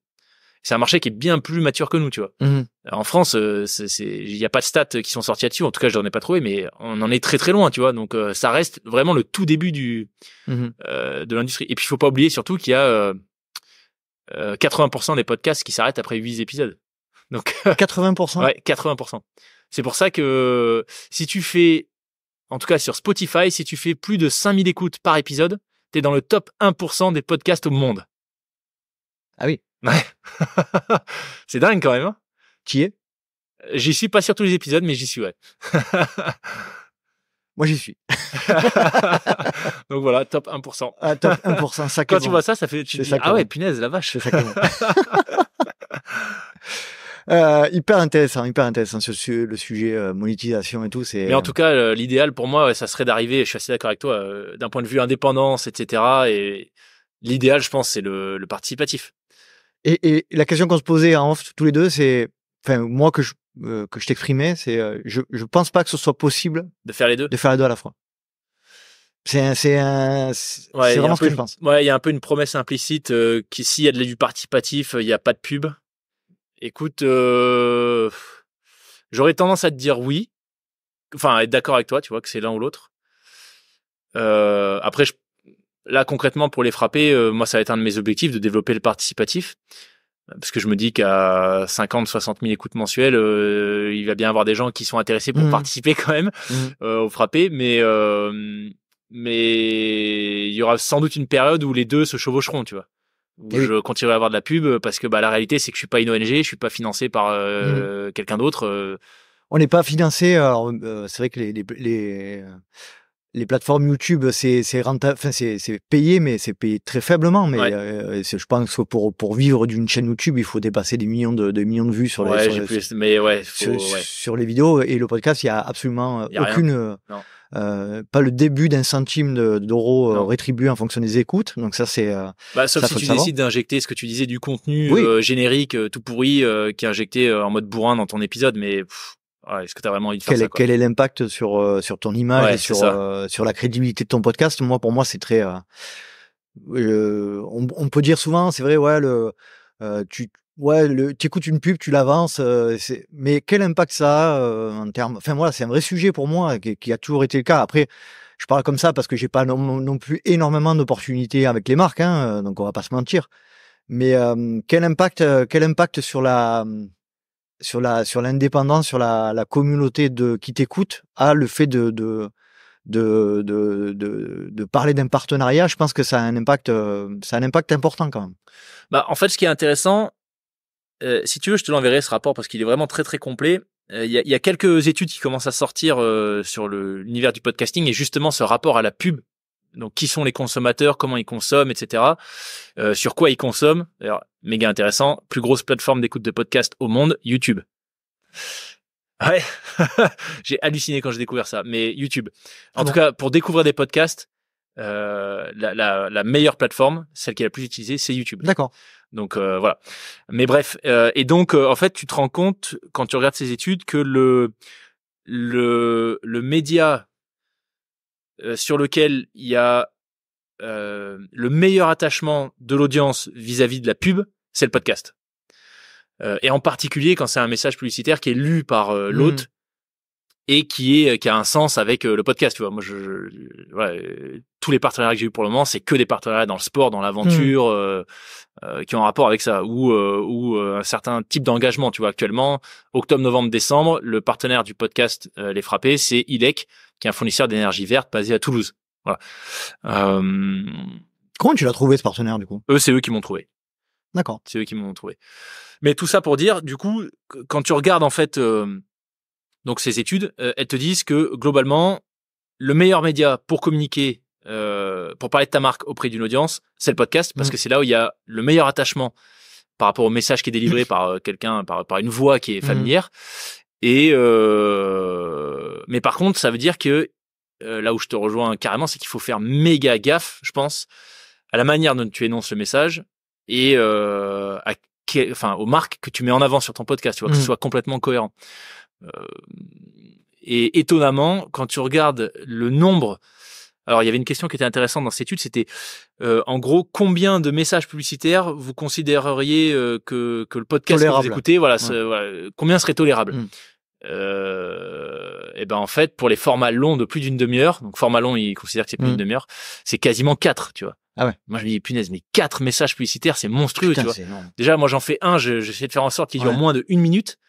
Donc c'est le cas, tu vois, ça dure moins de 1 minute littéralement. Mais 4 messages publicitaires, tu vois, sur un marché méga mature. Encore une fois, aux US, c'est pas une étude faite dans le village du coin. Donc ouais, mais est-ce que si tu fais la même étude en France, est-ce que tu as les mêmes résultats? Je sais pas. Ouais, c'est une bonne question. Je sais pas. En termes de consommation, la relation avec les marques et avec le business aux États-Unis est pas la même qu'en France. Moi, j'entends autour de moi des gens qui, enfin, il faut pas se tromper de.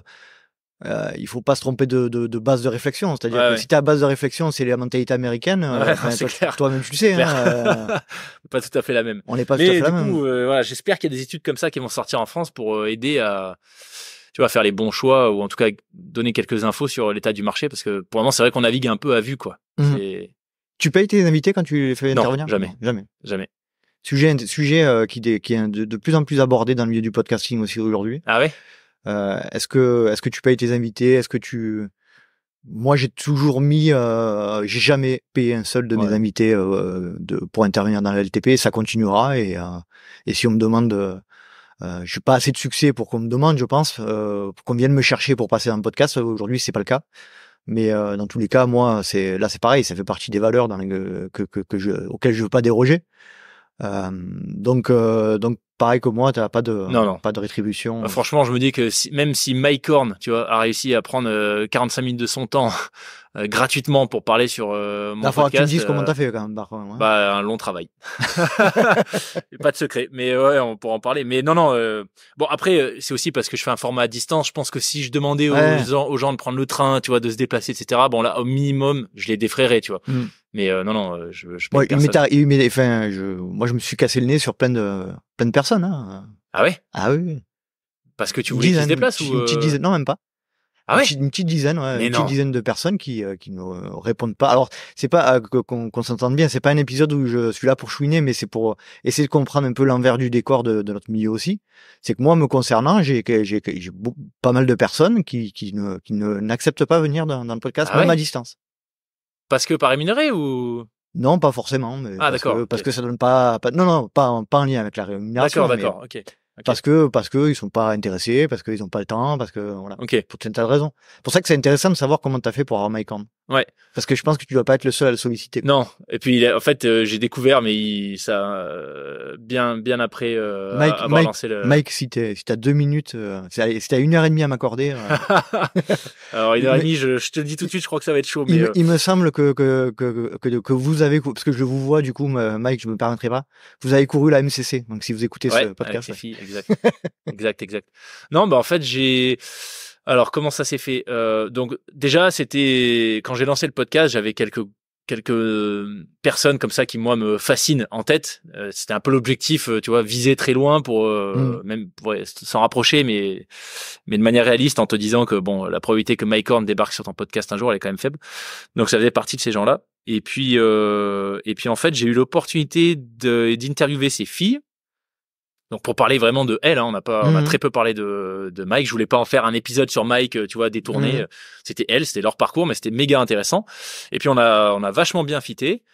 Et du coup, je crois qu'une de mes sœurs les avait contactés pour parce que je les avais interviewés en fin d'année, je crois fin 2021. Et une de mes sœurs les avait contactés dans la foulée en leur demandant si pour Noël elle pouvait acheter un livre dédicacé par Mike Horn. Pour me l'offrir parce que j'arrêtais pas de leur parler de cet échange avec elle, etc. Donc tu vois, il y avait aussi la relation comme ça. Donc elles avaient envoyé un livre qui était dédicacé par Mike Horn. Enfin, c'était vraiment très cool. Et puis en fait, l'épisode 100 du podcast arrivait. Et puis j'ai percuté. En fait, je me suis dit, mais attends, l'épisode 100, c'est dans 6-7 mois. Faudrait que je fasse un épisode avec un gros invité. Enfin, quelqu'un qui me fait vraiment rêver. Enfin, tous mes invités me font rêver, mais quelqu'un qui, tu vois, dont je suis le parcours depuis longtemps et que j'admire depuis un paquet d'années. Et du coup, là, j'ai repris contact avec une de ses filles, avec Annika, pour lui demander si ce serait possible, tu vois, de la voir pour l'épisode 100. Et donc là, elle m'a dit que oui, tu vois. Donc magnifique. Et donc, mais bon, c'était, je crois qu'on l'a annulé 2 ou 3 fois. Ah oui. En fait, la première fois, elle m'envoie un message la veille, elle me dit bon, je suis désolé. La vie d'aventurier, tu vois. Mike a dû partir sur le chantier de son bateau en Pologne. La deuxième fois, peut-être une semaine après, il dit bon, écoute, je suis désolé, on sait pas où il est. Il est peut-être en France, en Pologne, on n'a pas de nouvelles. Bon, c'est désolé, Mike Horn, voilà. Et la troisième fois, c'était la bonne, mais tu vois, enfin, c'est quelqu'un qui est méga pris. Donc moi, normalement, je demande 1h30 de créneau. Ouais. Là, elle m'avait dit bon, c'est 1 heure, et puis il est pas méga fan des podcasts, il en a pas fait beaucoup. Ouais. Et puis au final, ça a été 35 minutes, tu vois, mais c'était déjà génial. Et donc voilà. L'envers du décor, c'est que ça a pris quasiment 2 ans. Donc ça s'est pas fait comme ça. Il y a du boulot derrière, effectivement. On n'en parle pas souvent de ce boulot d'organisation, de sollicitation, de porte que tu te prends dans la gueule. L'ingratitude, l'envers du décor. Bah comme dans le sport en fait. C'est ça. Tu le sais mieux que moi, comme en trail, en judo. On voit le résultat. Aujourd'hui, t'as une super communauté qui participe financièrement. À l'essor de ton podcast, mais voilà, tu l'as commencé en 2019. Je suis sûr que ça a été des centaines, des milliers d'heures de taf, des refus à droite à gauche, peut-être à un moment donné des doutes. Est-ce que tu continues ou pas? Est-ce que tu fais la bonne chose ou pas? Et puis bah voilà, aujourd'hui ça paye. Donc, mais ouais. La chose dont je suis le plus fier avec cette communauté, c'est le partage et le retour, le feedback. C'est un peu égoïste aussi, mais je me suis servi de cette communauté-là pour aussi avoir une relation très directe, très franche sur le contenu. C'est-à-dire, souvent, je leur dis, écoutez, dites-moi ce que vous en pensez sincèrement de cet épisode, de cette manière de faire, de mon approche, etc. Et souvent, je fais un visio communautaire par mois. Souvent, on échange et souvent, je me prends des... Ah ouais. Ouais, des trucs un peu qui font pas plaisir. Ouais. Parce que sur telle ou telle approche, sur telle question, sur telle... il y a une fois où j'avais fait un épisode pour donner un exemple, moi, je fais des épisodes un peu je fais des épisodes d'interview comme on est en train de faire là, et je fais des épisodes aussi un peu plus axés techniques, quoi, demande conseil, etc. J'avais fait un épisode sur le glycogène ou sur les glucides et le trail, et j'avais été clairement, avec le recul, trop technique. Je m'étais pas mis assez à la place de gens qui ne connaissent pas du tout les termes scientifiques, etc. Et j'avais eu beaucoup de retours où on m'avait dit c'était trop technique, on n'a rien compris, quoi. Bah c'est trop bien que ta communauté te fasse des retours comme ça. C'est surtout ça, moi, qui me fait vibrer, c'est d'avoir des gens qui participent au truc. Ouais. C'est un soutien participatif. Pas, pour moi, le participatif, c'est pas que le financier, c'est le participatif dans le sens où tu dois les intégrer dans ton projet. Il faut qu'ils qu'ils aient la sensation aussi d'apporter quelque chose et d'influer sur ce en quoi ils croient. C'est chez Apple, on disait sharing is caring. Donc c'est ça finalement, le fait partager, c'est faire attention. Ouais, exactement, qu'ils osent te faire des retours même pas agréables à entendre comme ça, c'est que quelque part ils se sentent carrément concernés, impliqués dans le projet et qu'ils ont envie, tu vois, de t'aider à t'améliorer. Donc c'est trop bien. Ouais, c'est clair. Et encore une fois, je suis pas persuadé que dans le cadre du soutien participatif, pour terminer avec ce sujet, je suis pas persuadé que ce soit une histoire de que les gens te soutiennent juste parce qu'il y a du contenu que tu leur proposes. Ouais. C'est vraiment, je pense que c'est vraiment de la générosité de la part des gens, mais je pense qu'il y a il y a une vraie transparence là-dessus, c'est-à-dire que tu leur fais pas à l'envers aux gens. Ouais. C'est-à-dire que tu vas pas leur dire moi comment ça s'est passé, c'est-à-dire que je leur ai dit j'ai essayé d'exprimer le fait qu'effectivement c'est du travail et que ce travail peut-être mis en valeur par leur soutien qui est financier. Ouais. Faut pas essayer de trouver trucs dans tous les sens. Ouais. Clairement, si on veut être, s'ils veulent que le podcast soit soutenu et indépendant et etc. C'est un moyen. Et je pense qu'il faut pas le cacher, faut pas s'en cacher non plus, hein, c'est clair. Je vais te poser une question très très très difficile. C'est quoi ta plus grande satisfaction dans le cadre de ce podcast? C'est quoi qui te fait le plus kiffer? Ah, c'est pas pareil. Alors, ce qui me fait le plus kiffer, c'est, en fait, finalement, c'est toutes ces rencontres. Tu vois, c'est vraiment, c'est cette curiosité à chaque fois. Très souvent, en fait, je sais pas à quoi m'attendre, tu vois, parce que parce qu'il y a des gens. La semaine dernière, j'ai eu 2 Québécois, parce que j'ai occasionnellement des Québécois, 2 Québécois qui font l'ascension des 5 plus hauts sommets de chaque continent, tu vois. Voilà, qui me raconte ça. Demain, j'ai Sacha Lagnès qui vient de finir la Mini Transat, qui est une course, la dernière course en solitaire à la voile sans assistance, vraiment sans assistance. C'était son projet il y a 2 ans quand on avait fait la première interview, tu vois. Donc en fait, c'est un énorme kiff de passer d'un sujet à l'autre et de découvrir des gens passionnés à chaque fois dans des univers très différents et que très souvent je maîtrise pas, tu vois. Donc moi la voile, j'en ai fait un petit peu petit en Nouvelle-Calédonie, mais et comment tu te mets sur la voie de ces Canadiens? Comment tu les trouves? C'est ta communauté, c'est ton réseau? Ouais, c'est d'autres invités. Alors attends, comment ça s'est fait? Parce que c'était une recommandation. En fait, j'avais été contacté par une association québécoise qui fait des courses inclusives. Donc inclusives, c'est-à-dire ils font venir des personnes en situation de handicap physique ou mental. Et ils leur font faire des courses. Ils participent à des courses, mais des courses ouvertes au grand public. Donc ils ont par exemple des fauteuils, des fauteuils roulants, mais alors pas des joëlettes, des fauteuils roulants, mais adaptés au tout terrain, tu vois. Okay. Et ils vont faire la Diagonale des Fous en joëlette l'année prochaine. Et donc ils m'avaient contacté pour parler de leur projet, enfin pour savoir si ça m'intéressait qu'on fasse un épisode. Donc on en a fait un. Et dans la foulée ils m'ont dit on connaît des gars, ils sont juste géniaux, ces 2 Québécois là qui font les 5 sommets. Ils sont clairement frappés, faut les interviewer. Donc voilà. En fait très souvent j'ai des invités qui me recommandent d'autres invités ou des gens de la communauté qui m'envoient un message et qui me disent faudrait penser à cette personne ou celle-ci. Donc c'est le partage qui te fait le plus. Ouais, ce qui me fait vraiment le plus kiffer, c'est la curiosité en fait, tu vois, de vraiment la découverte à chaque fois de parcours complètement incroyables dans des univers que je connais assez peu et donc j'ai plein de questions et j'ai l'impression de m'enrichir, tu vois, au contact de ces gens. Et après la plus grande fierté, je pense c'est d'avoir amené le podcast là où il en est aujourd'hui. Bon, encore une fois à mon petit niveau mais tu sais qu'on ne le dit pas à son petit niveau. C'est vrai. J'avais encore une fois, je vais citer Mathieu Stéphanie.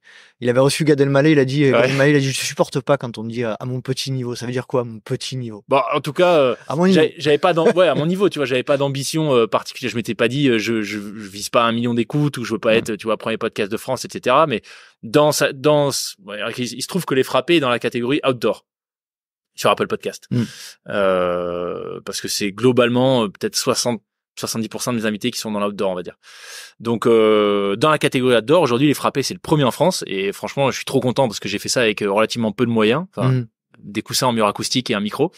Et c'est génial de voir qu'après plusieurs années, ça paye. Tu vois, ça paye dans le classement, mais ça paye surtout dans le nombre de retours que j'ai, dans les échanges que j'ai avec la communauté. Et ça, c'est génial. Et de voir qu'il y a un intérêt des marques. Et j'espère demain voilà, d'une partie de l'audience à aller plus loin dans le soutien du podcast, tu vois. Aller plus loin que les 5 étoiles sur Apple Podcast. C'est clair. Petit commentaire. Ah, c'est sûr que c'est tout ce qu'on te souhaite en tout cas. Et la plus grande difficulté?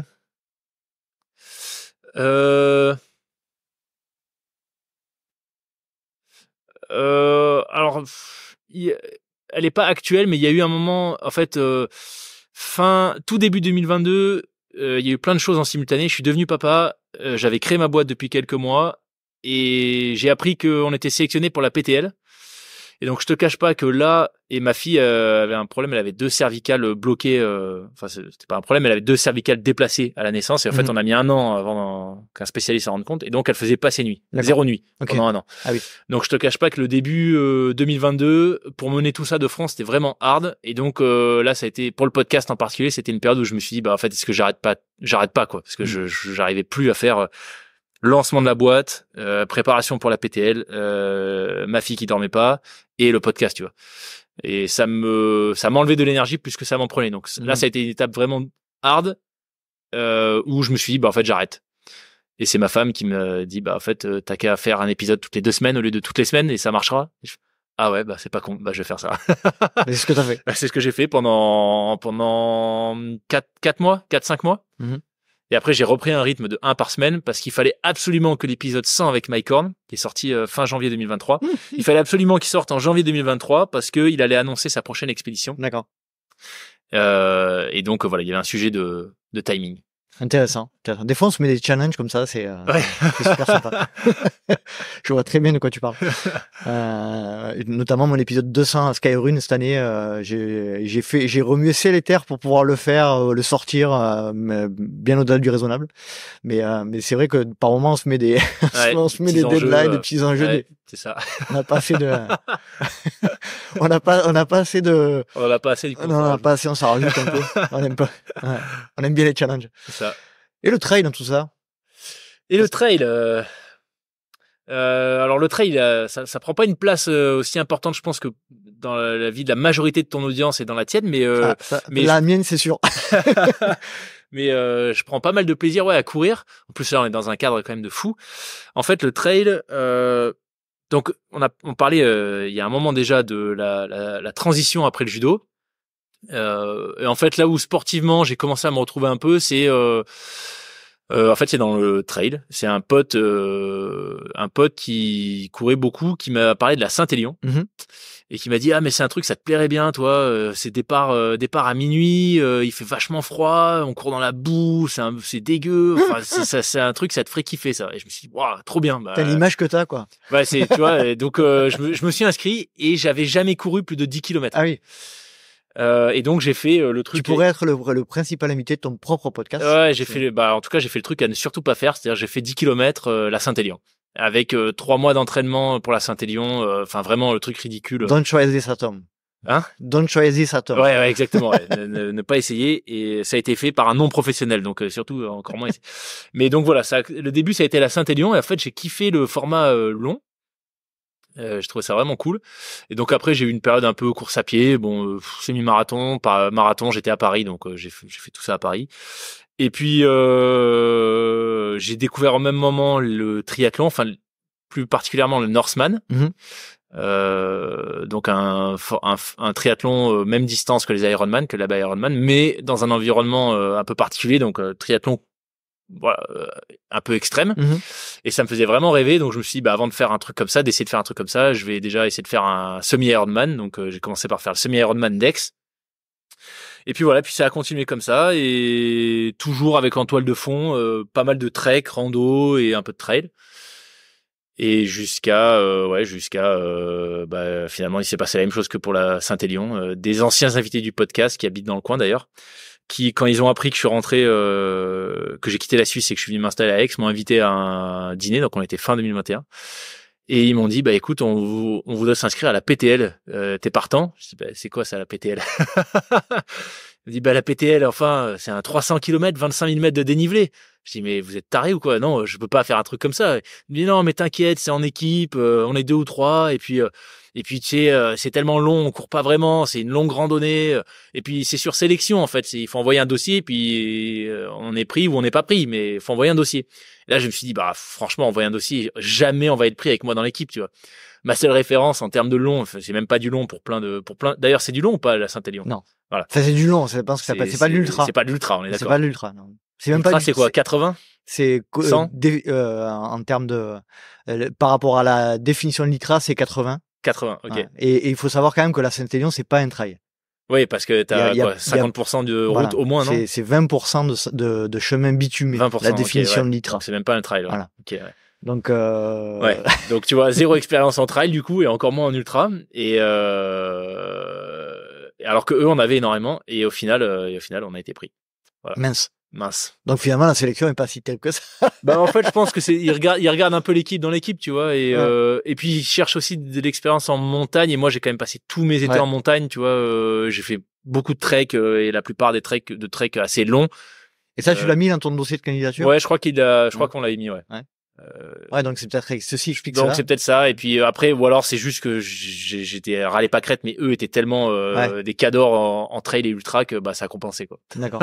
Qu'est-ce que tu en retires de donc du coup toi t'as un profil particulier, 10 km Saint-Élion PTL. Boum. Alors ouais, j'ai fait 10 km Saint-Élion, semi-marathon de Paris, marathon de Paris, un petit triathlon, Alpha Ironman Dex.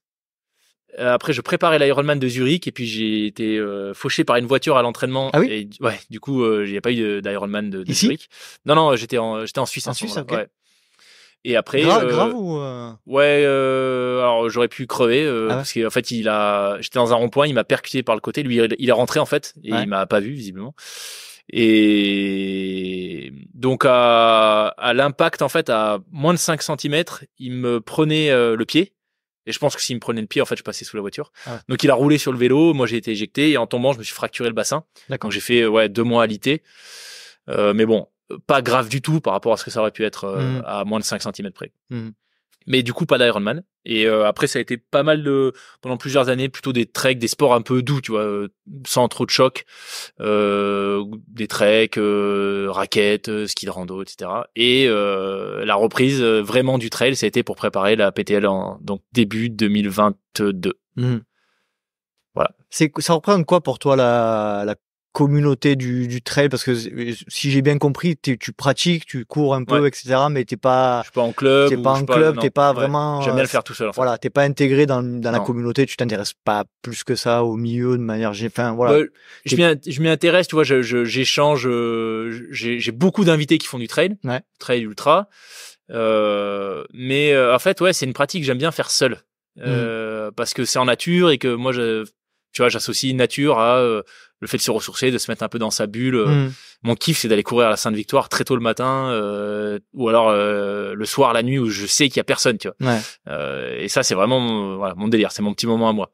Mais tu vois, la PTL, c'est une expérience en équipe, et j'ai kiffé le partage en fait. C'était juste génial. Mais à l'entraînement, pour le moment, c'est pas que je me l'interdis, tu vois.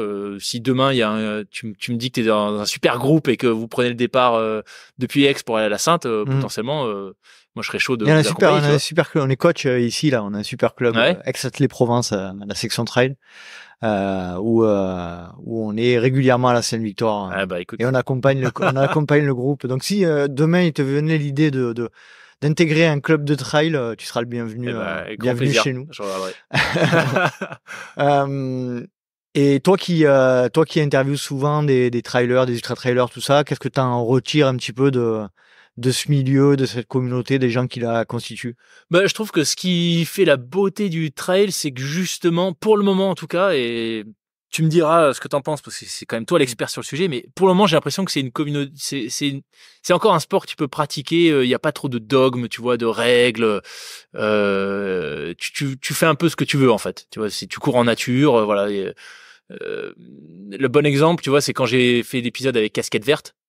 Lui, c'est un peu ça, tu vois, c'est le gars, ancien fumeur, fêtard, qui débarque et qui, en fait, pratique comme il l'entend lui, et le gars se fait 10 000 bornes par an, quoi, tu vois, alors que c'est pas vraiment la reco qu'on te donne quand tu te lances dans le trail. On te dit pas faut faire 10 000 bornes par an, C'est plutôt l'inverse, quoi. Mais lui, voilà, lui le fait à sa manière. Et je trouve ça génial, tu vois. Et j'ai eu des échanges avec Alexia Coudray, par exemple, qui habite pas très loin au Mont Ventoux, qui court, qui fait 60, qui prend 60 dossards par an, tu vois.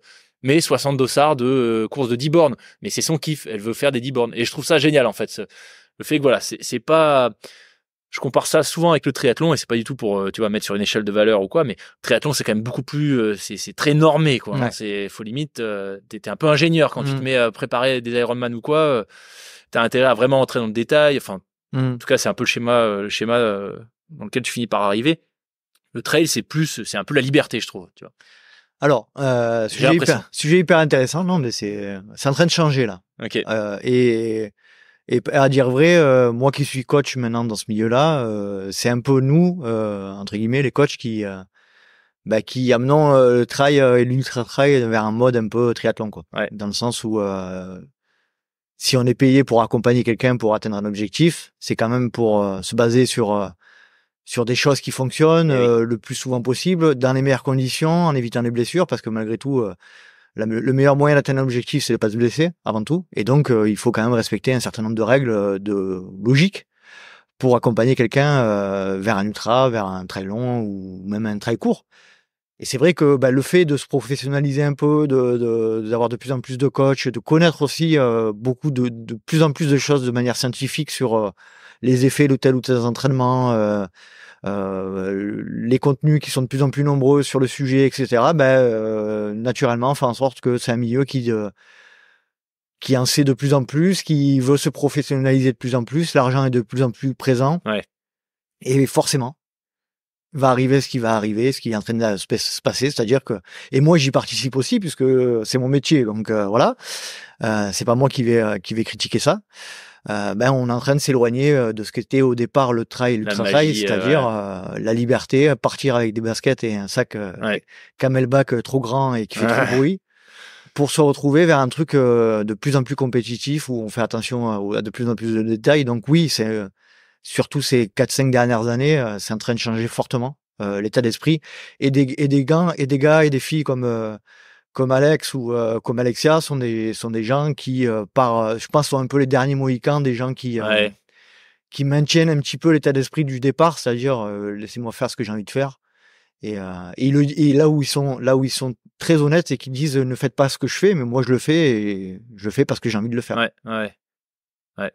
C'est vrai que quand tu regardes, j'étais tombé sur des photos ou des vidéos, je sais plus, je pense que c'était des vidéos de l'UTMB il y a pas si longtemps que ça, hein, peut-être 6-7 ans. Quand tu vois le matos, tu te dis mais les gars en gros, ils partaient, ils avaient limite des sacs de rando quoi, tu vois, sur l'UTMB. Et aujourd'hui, même sur la PTL qui se veut quand même beaucoup plus routes, il y a quand même tu vois que l'équipement on n'est plus dans de la montagne, c'est vraiment c'est la perf quoi. C'est adapté. C'est adapté. Donc après ça a du bon aussi hein, mais voilà, moi ma vision, ce qui me plaît vachement, c'est ce côté encore un peu liberté, tu pratiques un peu comme tu veux quoi. Après ça dépend de quel point de vue tu te places, si tu te places effectivement de ton point de vue qui est alors je sais que tu interviews beaucoup d'ultra-trailers, etc., mais c'est plutôt les aventuriers que tu interviews, donc des gens qui ont un peu cette mentalité d'avant. Ouais. Et moi, de mon point de vue, qui suis plutôt dans la perf et tu vois, ça dépend aussi de notre, de notre persona d'invité. Ouais. Moi, je suis plutôt dans la perf et effectivement, naturellement, peut-être, je sais pas comment l'expliquer, mais on n'est pas trop sur le même persona d'invité. Et effectivement, je pense moi, j'ai pas trop le même point de vue que toi, dans le sens où toi, c'est vraiment des aventuriers. Plus que moi. Bon, en tout cas, peut-être aussi que tu vois, c'est l'image que je veux encore avoir du trail, mais je fais pas tant tu vois, je prends pas tant de dossards que ça. Mais je sais plus ce que je voulais dire. Il y a je pense qu'il y a 2 salles, 2 ambiances. Ouais, sans doute. En fait, tu vois, ça me fait un peu penser, alors je sais pas si tu suis le gravel un petit peu, mais pas trop, non. C'est un petit peu, tu vois, le gravel, j'ai l'impression que le gravel en est là où le trail en était il y a 6-7 ans, tu vois. Aujourd'hui, il n'y a pas vraiment encore d'épreuves, en tout cas en France, de gravel. En gros, la discipline, c'est, tu prends ton vélo, tu prends tes sacoches et puis, tu vas t'éclater en nature, on s'en fout du chrono, c'est vraiment l'esprit, tu vois. Mais quand tu regardes les États-Unis, là encore, tu vois, peut-être que c'est une déformation pro, mais j'ai souvent tendance à regarder ce qui se passe aux US parce que. C'est souvent le cas, hein. Ouais, je considère que ça finit par arriver chez nous. Aux US, ça y est, tu vois, tu vois des vidéos de courses de gravel où le truc, t'as des ravitaillements, les compétiteurs et compétitrices, ils arrivent, t'as des genres de pit stop, tu vois. Donc c'est vraiment compétition. Ils enlèvent le sac, on leur met un autre sac, le vélo est passé au Karcher. Pendant qu'ils ferment le sac, on leur met une pipette dans la bouche pour qu'ils s'alimentent. Ah ouais, c'est un truc de ouf. D'accord. C'est organisé, tu vois. Donc chaque seconde compte. Sur des épreuves de gravel qui à la base, voilà, l'esprit c'est plus un esprit d'aventure, liberté. Donc bon, peut-être que la performance implique un cadre et du coup vient alors, tuer, c'est peut-être un peu fort, mais vient réduire un peu certaines libertés, quoi. Tu vois. Est-ce que tu peux être performant? Casquette verte, il est peut-être pas très représentatif, tu vois. Est-ce que tu peux être performant en pratiquant à ta manière, un peu à l'arrache ou je pense que dans les sports d'endurance et en particulier d'ultra-endurance, je pense que le volume d'entraînement est tellement prépondérant dans la capacité à performer aussi. On va pas se mentir, hein. Quelqu'un qui s'entraîne un peu à la vaille que vaille sur un 10 bornes sur route, et jamais il fera jamais il fera une demi-heure, quoi, ou moins d'une demi-heure. Par contre, quelqu'un qui passe beaucoup de temps en montagne à faire beaucoup d'heures de volume d'entraînement et qui a un potentiel physiologique adapté, potentiellement il peut faire des trucs sympas dans l'ultra, je pense. C'est Après, il faut avoir la capacité à l'encaisser. C'est pour ça que tous les profils sont différents. Après, sur la performance, c'est le sujet, il est indéniablement lié à la popularité de la pratique et à l'argent qui va avec. C'est-à-dire que une discipline qui est pas populaire, tu vois, attire moins de talent, attire moins mais c'est clair. Et là, aujourd'hui, on est clairement dans un shift complet du trail, l'ultra trail, où on est en train de passer d'une mentalité de trail à la saucisse des années 2000 à une mentalité de l'UTMB où t'as des soirées bling bling et du champagne, les veilles de course. Et on est plus dans la même logique. Ça s'est fait quand, ce shift? Et pourquoi? Tu saurais dire? Il y a 3-4 ans, je pense. 3-4 ans. De mon point de vue, il y a vraiment une accélération depuis après Covid. Ok. Ouais. Et des mentalités, liées à l'argent. Là, il faut savoir que sur l'UTMB cette année, sur l'UTMB 2023, il y a des marques comme Nike qui sont venues investir énormément d'argent dans la semaine de l'UTMB. C'est un marqueur très net d'un regain d'intérêt pour les grosses marques. Là, on n'est plus en train de parler des petites marques. Ouais, c'est Dacia en plus, non? C'est une grosse marque aussi, sponsor. Voilà, après, c'est tout ce que ça engendre derrière, mais il y a vraiment un shift qui est en train de se passer dans moi, je dis souvent à ceux qui constituent la communauté, qui s'intéressent à ce sport, ne soyez pas choqués de ce que vous voyez aujourd'hui, vous avez encore rien vu. Hein. Clairement. Tu penses que ça va... C'est indéniable. Ça va devenir un sport de masse, je pense. Avec tous ces travers et tous ces bénéfices aussi, hein, mais tous ces travers aussi. Et je pense qu'on a encore rien vu de ce que va devenir le trail, l'ultra trail aujourd'hui. C'est clair. Ça, j'en suis persuadé. Après, comment ça va se passer, comment ça va évoluer, qui va gérer tout ça, est-ce qu'il va y avoir des garde-fous? Bon, ça en prend pas le chemin. Enfin, voilà. Loïc, c'était hyper intéressant. C'est moi qui termine quasiment l'épisode, mais moi, voilà, si tu veux clôturer notre discussion par une petite pensée, un sujet dont tu voudrais parler. Écoute, te remercier forcément de m'avoir accueilli. C'était un plaisir d'être de l'autre côté du micro pour une fois. C'était la première fois? Non, j'en ai fait plusieurs, mais première fois par contre en physique. En face à face, c'est quand même très cool comme expérience. C'est intéressant. Donc merci beaucoup. Avec plaisir. Et puis écoute, par la même occasion, j'ai découvert du coup Let's Ride Podcast, donc je vais continuer à aller écouter. J'ai pas fini l'épisode avec ton invité qui est via Gap là, j'ai oublié son prénom. Stéphane. Stéphane. Ah non. Cédric. Cédric Goléa. Qui est podologue. Cédric Goléa. Qu'on salue. Ouais. Donc qu'on salue. Très intéressant pour le moment. Un autre sudiste. Et puis non, écoute, merci encore une fois et puis curieux de voir ce que le trail va donner. Peut-être que tu divulgues d'ailleurs de temps en temps, tu fais des épisodes où tu partages tes impressions sur l'évolution de la discipline en général, ou ça reste plutôt des conseils techniques de prépa. Dans tous les épisodes, on sent un podcasteur là qui reprend le dessus. Dans tous les épisodes, de manière générale, sur la fin de l'épisode, on parle un peu de la communauté, on élargit un petit peu le débat, et c'est vrai que je donne souvent mon point de vue. Moi, mon point de vue aujourd'hui, il est que on est dans un sport où on a la chance d'avoir un peu tout ce qu'on veut, c'est-à-dire des trails très à taille très humaine, voire très humaine, et des énormes machines qui permettent de tirer le sport vers le haut. Donc profitons de cette période-là qui devrait peut-être pas durer, on sait pas, mais en tout cas voilà, oui, je donne souvent mon point de vue là-dessus. Bah écoute, je resterai à l'écoute de ce que tu partages sur Let's Trail Podcast et merci beaucoup. Avec plaisir. En tout cas, moi je te souhaite tout le meilleur pour la future constitution de tes soutiens, ta communauté de soutien participatif. C'est la plus belle chose que tu peux construire. C'est ce qui me satisfait le plus. Au-delà du fait qu'effectivement ça fait plaisir d'être écouté, d'être considéré un petit peu dans le milieu à notre petite échelle, à notre petit niveau. En tout cas, voilà, c'est un vrai bonheur d'avoir partagé ce moment avec toi et puis je te souhaite tout le meilleur pour la suite. Merci Nico. À très vite. Très vite. Et voilà, cet épisode est à présent terminé. J'espère que vous avez apprécié cet échange et la compagnie de Loïc Blanchard, que je remercie énormément pour le temps qu'il a accordé à nous partager son expérience au sein du LTP. Voilà, un véritable bonheur d'avoir pu échanger avec Loïc, qui est une personne vraiment attendrissante, touchante et très sympathique. Merci Loïc pour ton temps. Si tu souhaites rejoindre le LTP sur les réseaux sociaux, rien de plus simple, rendez-vous sur Facebook ou Instagram à Let's Trail le podcast. Tu peux également me suivre à titre perso sur Facebook, LinkedIn, Instagram ou Strava à Nicolas Guilleneuf. Et puis si tu veux aider le LTP, rendez-vous sur les plateformes Apple Podcasts, Spotify, abonne-toi et rate, mets un petit 5 étoiles, un commentaire si c'est possible. Ça fait toujours plaisir de voir que le LTP fait réagir et ça aide surtout le podcast à remonter dans les petits classements. Et puis si tu veux vraiment être un fidèle soutien participatif, comme j'en ai parlé dans l'introduction, n'hésite pas à nous rejoindre sur patreon.com/Let's Try le podcast. J'espère te retrouver pour un prochain numéro du Let's Try Podcast et d'ici là, n'oublie pas, si tu penses que c'est impossible, fais-le pour te prouver que tu avais tort. Salut